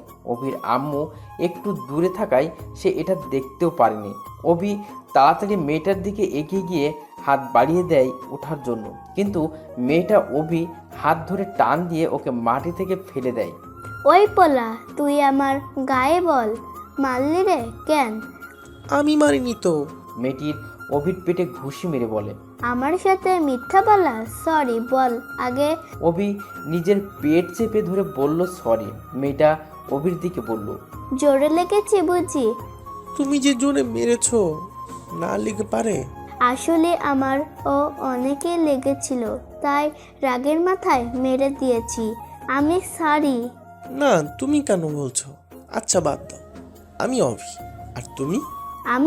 আমার নাম জান্নাত, তবে আমার মা আমাকে অনু বলে ডাকতো। ডাকতো মানে এখন ডাকে না? জান্নাত বা অনু উপরের দিকে তাকালো এবং বলল, সে তো অনেক আগেই আকাশের তারা হয়ে গেছে। আচ্ছা, তাহলে আমি তোমাকে অনু বলেই ডাকবো। তাহলে আজ থেকে আমরা বন্ধু, কেমন? বন্ধু কথাটি শুনে অনু অবাক হলো। দেখ, আমি আমার মামাদের বাসায় থাকি, নিজেদের কোনো ঠিকানা নেই, আর আমার আবার বন্ধু। আমি এত কিছু জানি না, আজ থেকে আমরা বন্ধু, ব্যাস। আর তোমার মামার বাড়ি কোথায়? আচ্ছা ঠিক আছে, আর এই পাশের আমার মামার বাড়ি। তখন অভির মা অভি বলে ডেকে উঠল। আচ্ছা, আমাকে যেতে হবে, কালকে আবার আসবে এই সময়, বলে ছুটে চলে গেল। তো অভির মায়ের নাম সুমনা আহমেদ আর ওর বোনের নাম আরশি। অভির ওর মায়ের সাথে বাড়িতে চলে আসলো। অভি বলল, আম্মু আব্বু কখন আসবে? জানি না আব্বু কি কাজ করে, তবে খুব ভোরে চলে যায়, কত রাতে বাড়ি ফিরে জানি না। এভাবেই চলে যায় 7 দিন। অনু এখন বেস্ট ফ্রেন্ড। ওর বাড়ি অনেক সমস্যা থাকার পরেও আমার সাথে প্রতিদিন দেখা করে খেলা করে।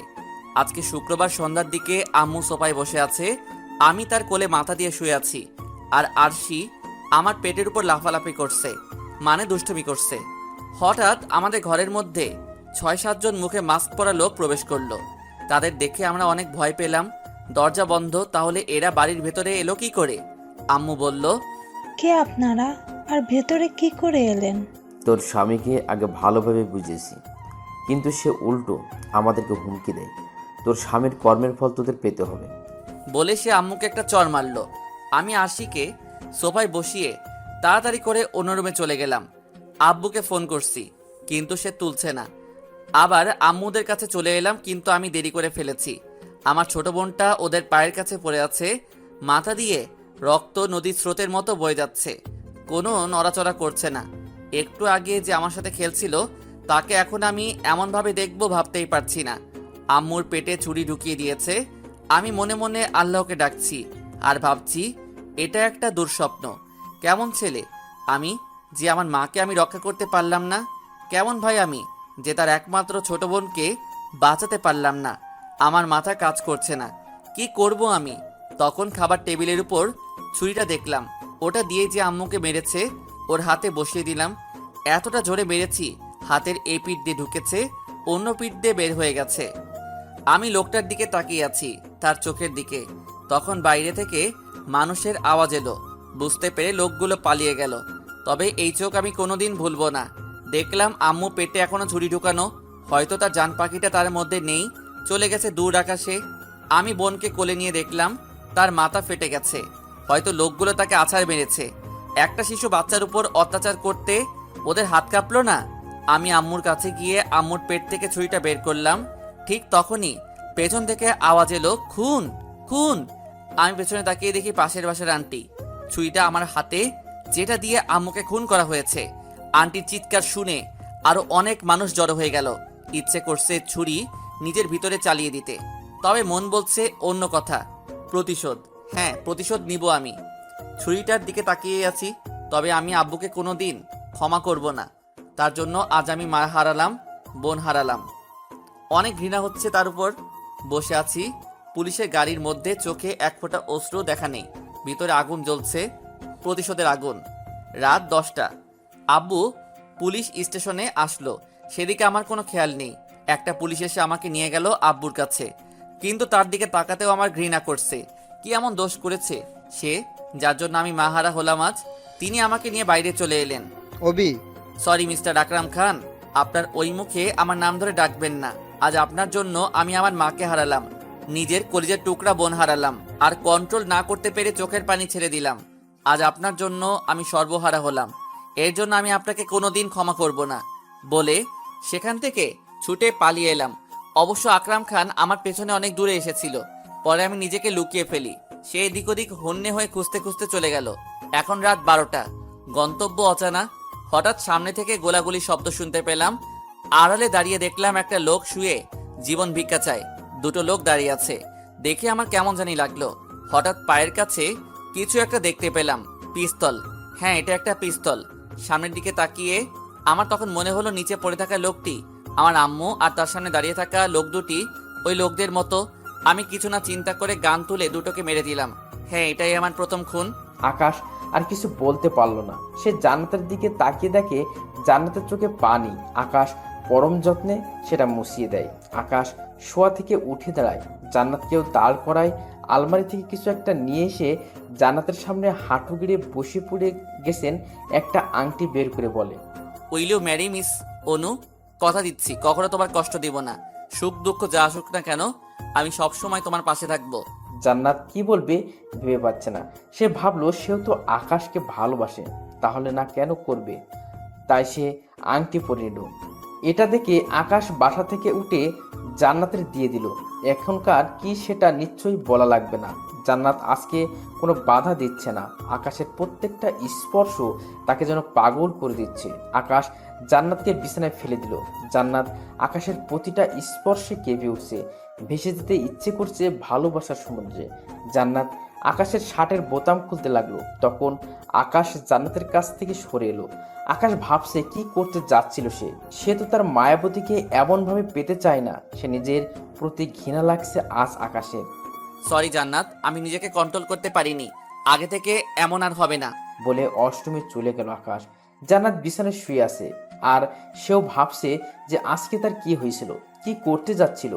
সে যদি উনি না থামাতেন তাহলে ভেবেই মুখটা লাল হয়ে গেল জান্নাতের। জান্নাত ভালোভাবে শুয়ে পড়ল এবং ঘুমিয়ে গেল।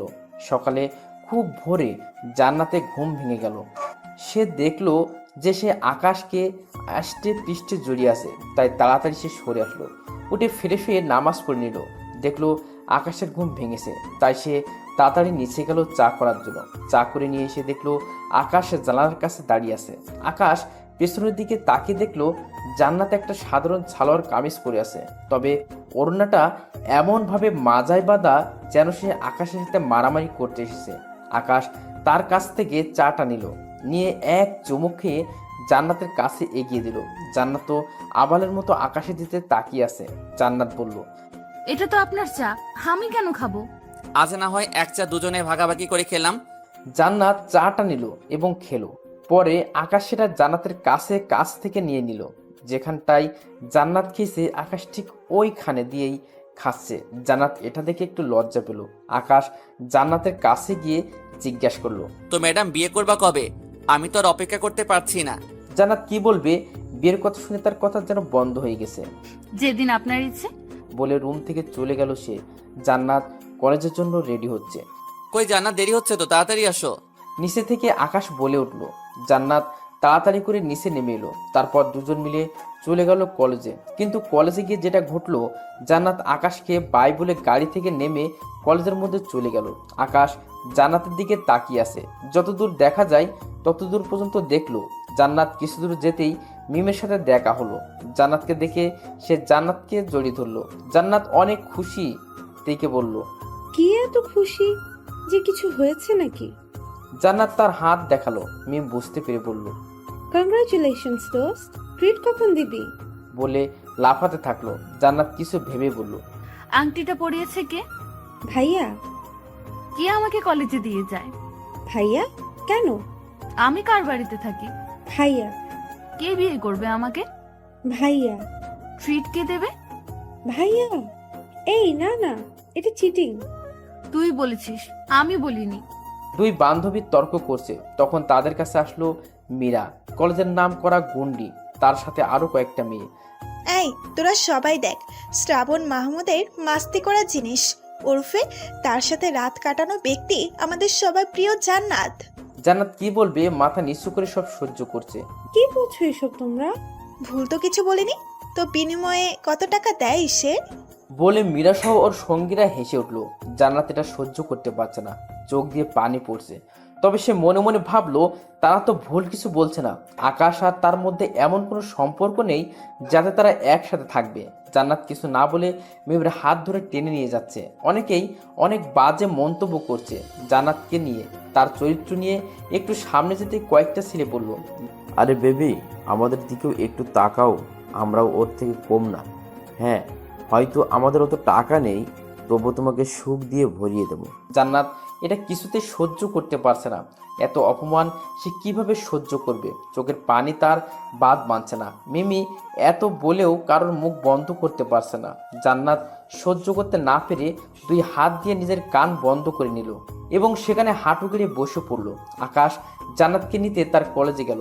মিমকে একা বের হতে দেখে সে মিমকে জিজ্ঞেস করলো, জান্নাত কোথায়? সে মুখ কালো করে বলল, সে তো অনেক আগে বের হয়ে গেছে। মিমের এমন অবস্থা দেখে আকাশ বলল, মিম, কোনো সমস্যা? মিম মাথা নাড়ালো। আকাশের মাথায় কিছু ঢুকছে না। সে তো জান্নাতকে বলেছিল তাকে নিতে আসবে, তাহলে কেন সে চলে গেল? আকাশ তাড়াতাড়ি গাড়ি নিয়ে বাড়ির দিকে চলে গেল। আকাশ বাড়িতে ঢুকে জান্নাত জান্নাত বলে চিৎকার করতে লাগলো। সেটা শুনে কাজের লোকেরা ছুটে চলে আসলো। আকাশ রুমে গিয়ে দেখলো জান্নাত সেখানে নেই। পরে সে জান্নাতের পুরনো রুমে চলে গেল। সেখানেও জান্নাতকে পেল না। সারা বাড়ি তন্ন তন্ন করে খুঁজলো, কিন্তু জান্নাতকে কোথাও পেল না। আকাশ যখন নিচে এসে কাজের লোকদের কাছে জিজ্ঞেস করলো যে জান্নাত কোথায়, তারা বলল ম্যাডাম তো আসেনি, সে তো আপনার সাথে আসে। আকাশ সোফায় বসে পড়ল, মাথা ফেটে যাচ্ছে টেনশনে। কোথায় গেল তার মায়াবতী? কিছু হয়ে যায়নি তো ওর? আচ্ছা, ওর মামার বাড়িতে যায়নি তো? কথাটি ভেবে সে বেরিয়ে পড়ল জান্নাতের মামার বাড়ির উদ্দেশ্যে। জান্নাত ফৌজিয়ার কোলে মাথা রেখে কেঁদেই যাচ্ছে। সবাই জিজ্ঞেস করছে কি হয়েছে, কিন্তু সে কোনো কথার উত্তরই দিচ্ছে না। ও হ্যাঁ, আপনারা মনে করছেন মিম কেন সত্য কথাটা আকাশকে বলল না? আসল কথা হচ্ছে জান্নাত মিমকে কসম দিয়েছিল যেন সে কাউকে কিছু না বলে। আমিনা বেগম জান্নাতের পাশে এসে বসলো, জান্নাতের মাথায় হাত বুলিয়ে দিয়ে বলল, কি হয়েছে মা, বল আমাদের। আমিনা বেগমের মুখে এমন কথা শুনে জান্নাত অনেক অবাক হলো আর আবেগের মতো করে তাকিয়ে রইল, কিন্তু চোখ তার বাদ মানছে না। মা দেখ, আমাকে ক্ষমা করে দে, আমি আমার ভুল বুঝতে পেরেছি, তুই আমাকে ক্ষমা করে দিস। মা যত দোষ করুক না কেন, সন্তানের কাছে সে কোনো সময় দোষী হয় না। আর আমি তোমার উপর রেগে নেই যে ক্ষমা করব। বলে জান্নাত আমিনা বেগমকে জড়িয়ে ধরলো। আমিনা বেগম জান্নাতকে জড়িয়ে ধরে মাথায় হাত বুলিয়ে দিচ্ছে আর বলল, কি হয়েছে বল আমাকে। জান্নাত মাথা নাড়িয়ে বলল, কিছু হয়নি। জামাই কিছু বলছে? জান্নাত মাথা নাড়লো। জান্নাত কি করে বলবে কলেজের কথা, তাই সে কিছু না বলে চোখের পানি ফেলতে লাগলো। আকাশ দৌড়ে আরমান আহমেদের বাড়িতে প্রবেশ করলো। জান্নাত জান্নাত বলে চিৎকার করে যাচ্ছে। চিৎকার শুনে জান্নাত আরো জোরে আমিনা বেগমের জড়িয়ে ধরলো। আকাশের চিৎকার শুনে আরমান আহমেদ বাইরে চলে এলো। আরমান আহমেদকে দেখে আকাশ বলল, জান্নাত এসেছে এখানে। আরমান আহমেদ সে কথার উত্তর না দিয়ে বলল, কিছু হয়েছে নাকি তোমাদের মাঝে? আকাশ বুঝলো জান্নাত এখানে আছে, না হলে এমন প্রশ্ন করতো না। আকাশ একটু নিশ্চিন্ত হয়ে বলল, না, কিছুই তো হয়নি। সকালে কলেজে নামিয়ে আমি অফিসে গেছি, পরে নিতে এসে শুনি সে আগে চলে গেছে। বাড়িতে গিয়ে খুঁজলাম কিন্তু কোথাও পেলাম না, পরে এখানে আসলাম। তাহলে জান্নাত কান্না কেন করছে? কি জান্নাত কান্না করছে মানে? কোথায় আছে? ও উত্তেজিত হয়ে বলল আকাশ। আকাশ আরমান আহমেদের পেছনে পেছনে গেল, গিয়ে দেখে জান্নাত আমিনা বেগমকে জড়িয়ে ধরে চোখের পানি ফেলছে। এটা দেখে আকাশের অনেক কষ্ট হচ্ছে। সে তাড়াতাড়ি জান্নাতের কাছে গিয়ে বলল, জান্নাত কি হয়েছে, কান্না করছো কেন? জান্নাত কোনো কথা বলছে না, মুখ ঘুরিয়ে অন্যদিকে তাকালো। আকাশ জান্নাতের মুখের সামনে গিয়ে বলল, কি হয়েছে বলো আমাকে। আমি কি কিছু করেছি, কোনো ভুল করেছি? জান্নাত প্লিজ চুপ থেকো না, বলো আমাকে। জান্নাত কোনো কথা না বলে আবার মুখ ঘুরিয়ে অন্যদিকে তাকালো। জান্নাতের এমন আচরণ যে আকাশকে কষ্ট দিচ্ছে সেটা জান্নাত একটু হলে বুঝতে পারছে, কিন্তু জান্নাত কি বলবে, বা বললে তো ওরা সবাই না ফেরার দেশে চলে যাবে। আমি একটু একা থাকতে চাই, প্লিজ একটু একা থাকতে দিন আমাকে। অস্পষ্টভাবে বলল জান্নাত। এটা শুনে আকাশ বড় একটা নিঃশ্বাস ফেললো। জান্নাত এটা কি বলল, সে যেন নিজের কানকে বিশ্বাস করতে পারছে না। জান্নাত তাকে চলে যেতে বলছে। কি সব বলছো জান্নাত? দেখো আমি তো আছি, বলো আমাকে কি হয়েছে। সকালে তো হাসি খুশি ছিলে, তাহলে এখন কি হলো? জান্নাত চিন্তা করছে। ওনার তো কোনো দোষ নেই, উনি তো আমার সাথে খারাপ কিছুই করেনি, তাহলে কেন শুধু শুধু তাকে কষ্ট দিচ্ছি? আমি ভুল কিছু করছি না তো? কিন্তু ওরাও তো ভুল কিছু বলেনি। আমাদের মাঝে এমন কোন সম্পর্ক যাতে করে আমরা একসাথে থাকবো? কি করব আমি? আল্লাহ আমাকে পথ দেখাও। আকাশ জান্নাতের সামনে বসে আছে, কিন্তু জান্নাত তার দিকে তাকাচ্ছে না পর্যন্ত। এতে আকাশের মনে হচ্ছে যে কেউ তার বুকের উপর একে 47-এ সাইলেন্সার লাগিয়ে গুলি করে যাচ্ছে। এতে ক্ষত বিক্ষত হয়ে যাচ্ছে তার হৃদয়। আরমান আহমেদ আকাশের বিষয়টা বুঝতে পারছে, তাই আকাশকে ধরে ওঠালো, বলল, বাবা আসো আমার সাথে। আরমান আহমেদ আকাশকে ধরে নিয়ে যাচ্ছে বাইরে, কিন্তু আকাশের নজর পেছনের দিকে জান্নাতের উপর। আকাশকে নিয়ে তিনি বাইরে চলে গেল। আকাশ বাইরে যেতেই জান্নাত ঠুকরে কেঁদে উঠল।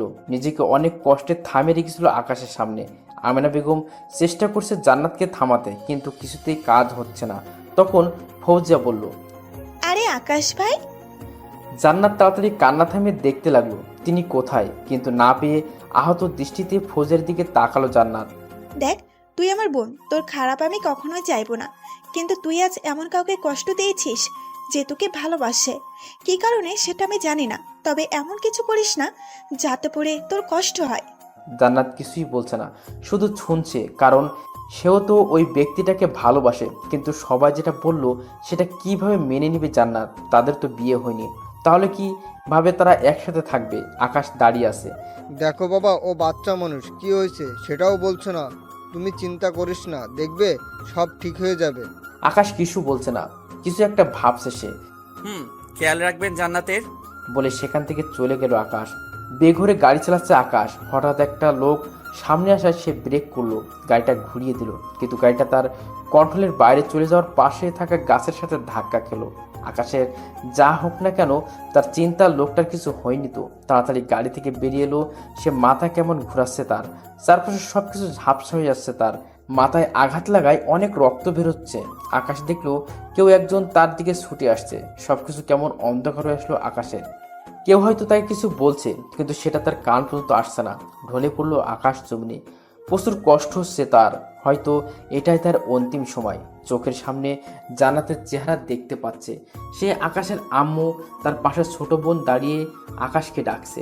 জান্নাত শুয়ে আছে তার বিছানায়, কিন্তু তার মনে হচ্ছে তার যেন মনটা ছটফট করছে। সে উঠে জানালার কাছে গিয়ে দাঁড়ালো, তবুও তার মনের ব্যথা কমছে না, বরং বেড়েই চলেছে। মনে হচ্ছে সে তার আপন কিছু হারিয়ে ফেলছে। তার মনে হচ্ছে হৃদয়টা বিস্ফোরিত হবে বলে এত জোরে চলছে। কেমন জানি লাগছে।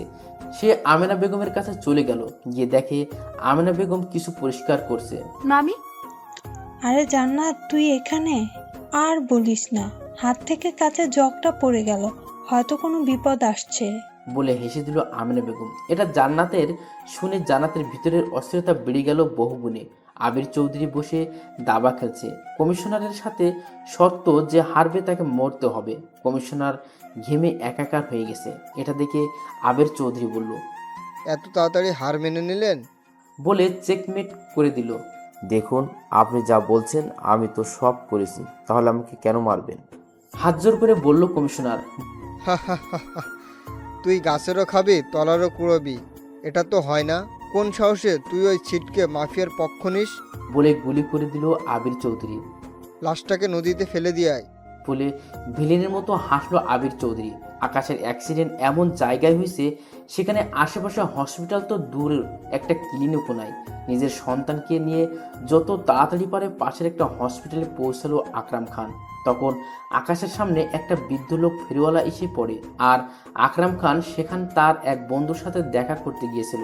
নিজের ছেলের গাড়ি চিনতে কষ্ট হয়নি তার, তবে যখন দেখলো সে মানুষটাকে বাঁচানোর জন্য নিজের অ্যাক্সিডেন্ট করলো, তখন ছুটে গেল সন্তানের দিকে। অভি বলে ডাকলো কয়েকবার, কিন্তু আকাশ কোনো সাড়া দিল না। যখন আকাশ চোখ বন্ধ করে নিল, তখন সে একটা শব্দ শুনতে পেল, মা। এটাই ছিল আকাশের মুখে শেষ শব্দ। পিতা হয়ে সন্তানের এমন অবস্থা সহ্য করতে পারছে না আকরাম খান। রাত 8টা। জান্নাত হসপিটালের বারান্দায় পাগলের মতো কান্না করছে। তাকে সান্ত্বনা দেওয়ার চেষ্টা করছে সবাই। আরোহী, ফৌজিয়া জান্নাতের পাশে বসে তাকে সান্ত্বনা দিচ্ছে। জাবির, আশিক যেন নিস্তব্ধ হয়ে গেছে। আজ ডাক্তার বলছে আনতে অনেক দেরি হয়েছে, বাঁচার সম্ভাবনা 20%, তাই তাকে লাইফ সাপোর্টে রাখা হয়েছে। জান্নাত আকাশের সাথে এমনটা হওয়ার জন্য নিজেকে দায়ী করছে যে সব তার জন্য হয়েছে। জান্নাত কাউকে কিছু না বলে নামাজের ঘরে চলে গেছে। আকরাম খান পাথর মতো হয়ে গেছে। এর মধ্যে ডাক্তারদের 2-3 বার হুমকি দিয়েছে সে। নরম মানুষটা আজ সন্তানের জন্য শক্ত হয়ে গেছে।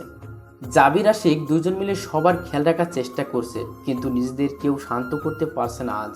জাবির ও আশিক নিজেদের দোষারোপ করছে, কেন আকাশের জায়গায় তারা থাকলো না, আর কেনই বা তাকে একা ছাড়লো। প্রতিদিন তো সাথে বডিগার্ড থাকে, আজকে কেন নিল না? কলিজার বন্ধুর এমন অবস্থা থেকে নিজের তারা শান্ত করতে পারছে না। হঠাৎ ফৌজিয়ার ডাকে জান্নাতের ঘুম ভাঙলো। জান্নাত হসপিটালের নামাজের ঘরে বসে বসে আল্লাহকে ডাকছিল। ফজরের নামাজ পড়ার পরে চোখ দুটি লেগে আসে তার। চোখ খুলে দেখে চারিপাশ আলোকিত, মানে অনেক বেলা হয়েছে। ফৌজিয়াকে দেখে আবার জান্নাতের চোখে পানি চলে এলো। আপু, সব দোষ আমার। কেন আমি ওনাকে অমন ভাবে চলে যেতে বললাম? আল্লাহ, তুমি ওনাকে বাঁচিয়ে দাও, ওর জায়গায় আমাকে নিয়ে নাও। বলে চিৎকার করে কান্না করতে লাগলো। ফৌজিয়া জান্নাতকে জড়িয়ে ধরা থেকে ছাড়িয়ে চোখের পানি মুছিয়ে দিয়ে বলল, যার জন্য আমার বোনটা এত দোয়া করলো, সে কিভাবে আমার এই ছোট্ট বোনটাকে ছেড়ে চলে যাবে? বলে জান্নাতের নাক চেপে দিল। অনেকক্ষণ কান্না করায় জান্নাতের নাক লাল হয়ে আছে। জান্নাত ফৌজিয়ার কথা শুনে অবাক হয়ে তাকিয়ে রইল। আমার বোনটার ডাক আল্লাহ শুনেছে। আকাশ এখন আউট অফ ডেঞ্জার, ও ভালো হয়ে যাবে। এই কথা শুনে জান্নাতের চোখে মুখে খুশির আভা ভেসে উঠল। জান্নাত ছুটে চলে গেছে আকাশের ঠিক হওয়ার কথা শুনে। আকাশকে বেডে শুয়ে রাখা হয়েছে, সেলাইন চলছে। দেখে জান্নাতের মনের উপর থেকে এক পাহাড় পরিমাণ বোঝা সরে গেল। দুপুরের দিকে আকাশের জ্ঞান ফিরল। আকাশ দেখে জান্নাত তার হাত ধরে তার সামনে বসে আছে, চোখ দুটি ফুলে আছে, পুরো মুখটাই ফুলে গেছে, হয়তো অনেক কান্না করার জন্য। আকাশ জান্নাতের হাত শক্ত করে ধরলো। জান্নাত এটা দেখে সবাইকে ডাকলো। আকাশ অনেক অবাক হয় আকরাম খানকে দেখে, উনি এখানে কেন, আর আকাশ বা এখানে কেন। চারিপাশের দিকে বুঝলো সে হসপিটালে আছে। সবাইকে দেখে আকাশ জান্নাতের হাত ছেড়ে দিল। ভাই তুই ঠিক আছিস তো? আমি ঠিক আছি রে ছুটকি। অবি, আকাশ কোনো কথা না বলে অন্যদিকে তাকিয়ে রইল। অবি, তুই কি আমার কথাটি কোনোদিনও শুনবি না? আকাশ কোনো কথা বলছে না। সবাই বলছে শোনো না, সে কি বলতে চায়? সে তো তোমার বাবা। কালকে সবাইকে ঘটনাটা খুলে বলছে আকরাম খান। শুনে নে না ভাই। আকাশ কিছু বলছে না। আকরাম খান বলতে শুরু করলো। তুই কি জানিস সেদিন ওই লোকেরা কারা ছিল? ড্রাগন মানে আবির আর ওর লোকেরা। আমার সব সম্পত্তি তোর মায়ের নামে ছিল। তারা আমাকে অনেক হুমকি দিয়েছিল যে আমরা যেন সব কিছু তাদের নামে করে দিই, কিন্তু আমি কি করে দিতাম বল? আমি এই ঘটনা পুলিশকেও জানিয়েছিলাম, তোর মাও জানতো। সে আমাকে সাহস দিয়েছিল তাদের বিরুদ্ধে যেতে, কিন্তু সেদিন আমাকেও মারতে চেষ্টা করেছিল। তারা ট্রাক চাপা দিতে চেয়েছিল আমার গাড়িটা। তুই হয়তো ওই দিন রাতে খেয়াল করিসনি, আমার জামা ছেঁড়া ছিল। আরে তুই তো মাকে আর বোনকে হারিয়েছিস। ওরা কি শুধু তোর আপনজন ছিল? আমার কেউ ছিল না বুঝি? জানিস ওই দিন আমাকেও বড় গাড়িতে অ্যাক্সিডেন্ট করাতে চেয়েছিল। এজন্য আমি হাসপাতালে থাকার কারণে ফোন রিসিভ করতে পারিনি। তুই খেয়াল করেছিলি সেদিন আমার জামা ছেঁড়া ছিল? হ্যাঁ, আব্বুর জামার অনেক জায়গায় ছেঁড়া ছিল। তাহলে? আকরাম খান চলে যাচ্ছে, দরজার কাছে চলে এসেছে, চোখে পানি। হয়তো এটা কষ্টের। সে তার ছেলেকে বুঝতে পারলো না, এসব ভাবছে তখন। আব্বু? আকরাম খান অবাক হয়ে যায়, কারণ এটা তো আকাশের গলা। সে পিছনে তাকিয়ে দেখে আকাশের থেকে পানি নিয়ে তার বাবার দিকে তাকিয়ে আছে। আব্বু, আমাকে ক্ষমা করে দিও তোমাকে না বুঝে কষ্ট দেওয়ার জন্য। আমি তো ওই দিনটার জন্য তোমাকেই দোষী মনে করছিলাম, কিন্তু তুমি তো আমাকে ক্ষমা করে দিও।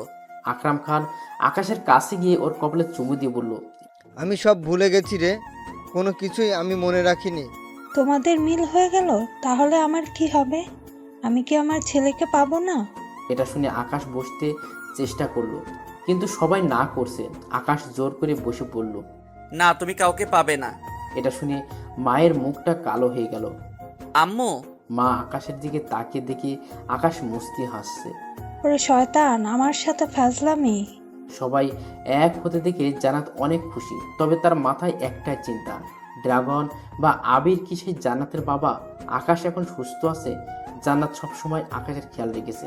আকাশের সুস্থতার কথা শুনে আবির চৌধুরী প্রচুর রেগে আছে। জান্নাত কই রে? অনেক সময় পেরিয়ে গেছে, কিন্তু জান্নাতের দেখা নেই। তার মামা মামিও জানে না সে কোথায়। তখন আকাশের একটা কল এলো, সেটা ধরেই আকাশের মাথা গরম হয়ে গেল। রেগে মেগে বলল, আমি আসছি। জাবির আর আশিককে এদিকটা দেখতে বলে চলে গেল আকাশ। জাবির আর আশিক দুজন দুজনের দিকে তাকিয়ে আছে। আকাশকে ফোন করেছিল আবির চৌধুরী, সে নাকি জান্নাতকে কিডন্যাপ করেছে। এটা শুনে আকাশ তো রেগে ফায়ার। আকাশ একটা পোড়াবাড়ির সামনে দাঁড়িয়ে আছে, এখানে আসতেই বলা হয়েছে। আকাশ সামনে যাকে পাচ্ছে তাকে মারছে, যেন আসে ক্ষুধার্ত বাঘ হয়ে গেছে। কিন্তু হঠাৎ সে এমন কিছু দেখলো যাতে সে শান্ত হয়ে গেল। আবির চৌধুরী জান্নাতের মাথায় পিস্তল ধরে রেখেছে। এবার আবির চৌধুরীর লোকেরা আকাশকে মারতে শুরু করলো, কিন্তু মেরে তাকে দমন করতে পারছে না। আকাশের সমস্ত শরীর রক্তে ভেসে যাচ্ছে। তখন আকাশ বলল, আবির, তুই আমাকে মেরে ফেল, না হলে তোকে মরতে হবে। আবির জান্নাতকে ছেড়ে দিল। জান্নাত মাটিতে ঢলে পড়ল। বাবা? হাহা, তুই তো বাপ নামের কলঙ্ক করে বাবা হয়ে নিজের মেয়েকে কিডন্যাপ করলি। চুপ কর। এই আবির চৌধুরী নিজের সুবিধার জন্য সব কিছু করতে পারে, যেমনটা জান্নাতের মায়ের সাথে করেছি। কি করেছিলি তুই ওনার সাথে? শাশুড়িকে আপনি আর শ্বশুরকে তুই। বাহ! আচ্ছা, যেতে যেতে শুনে যা, জান্নাতের মাকে আমি নিজ হাতে খুন করেছিলাম। এখন তোকেও আমি মারবো।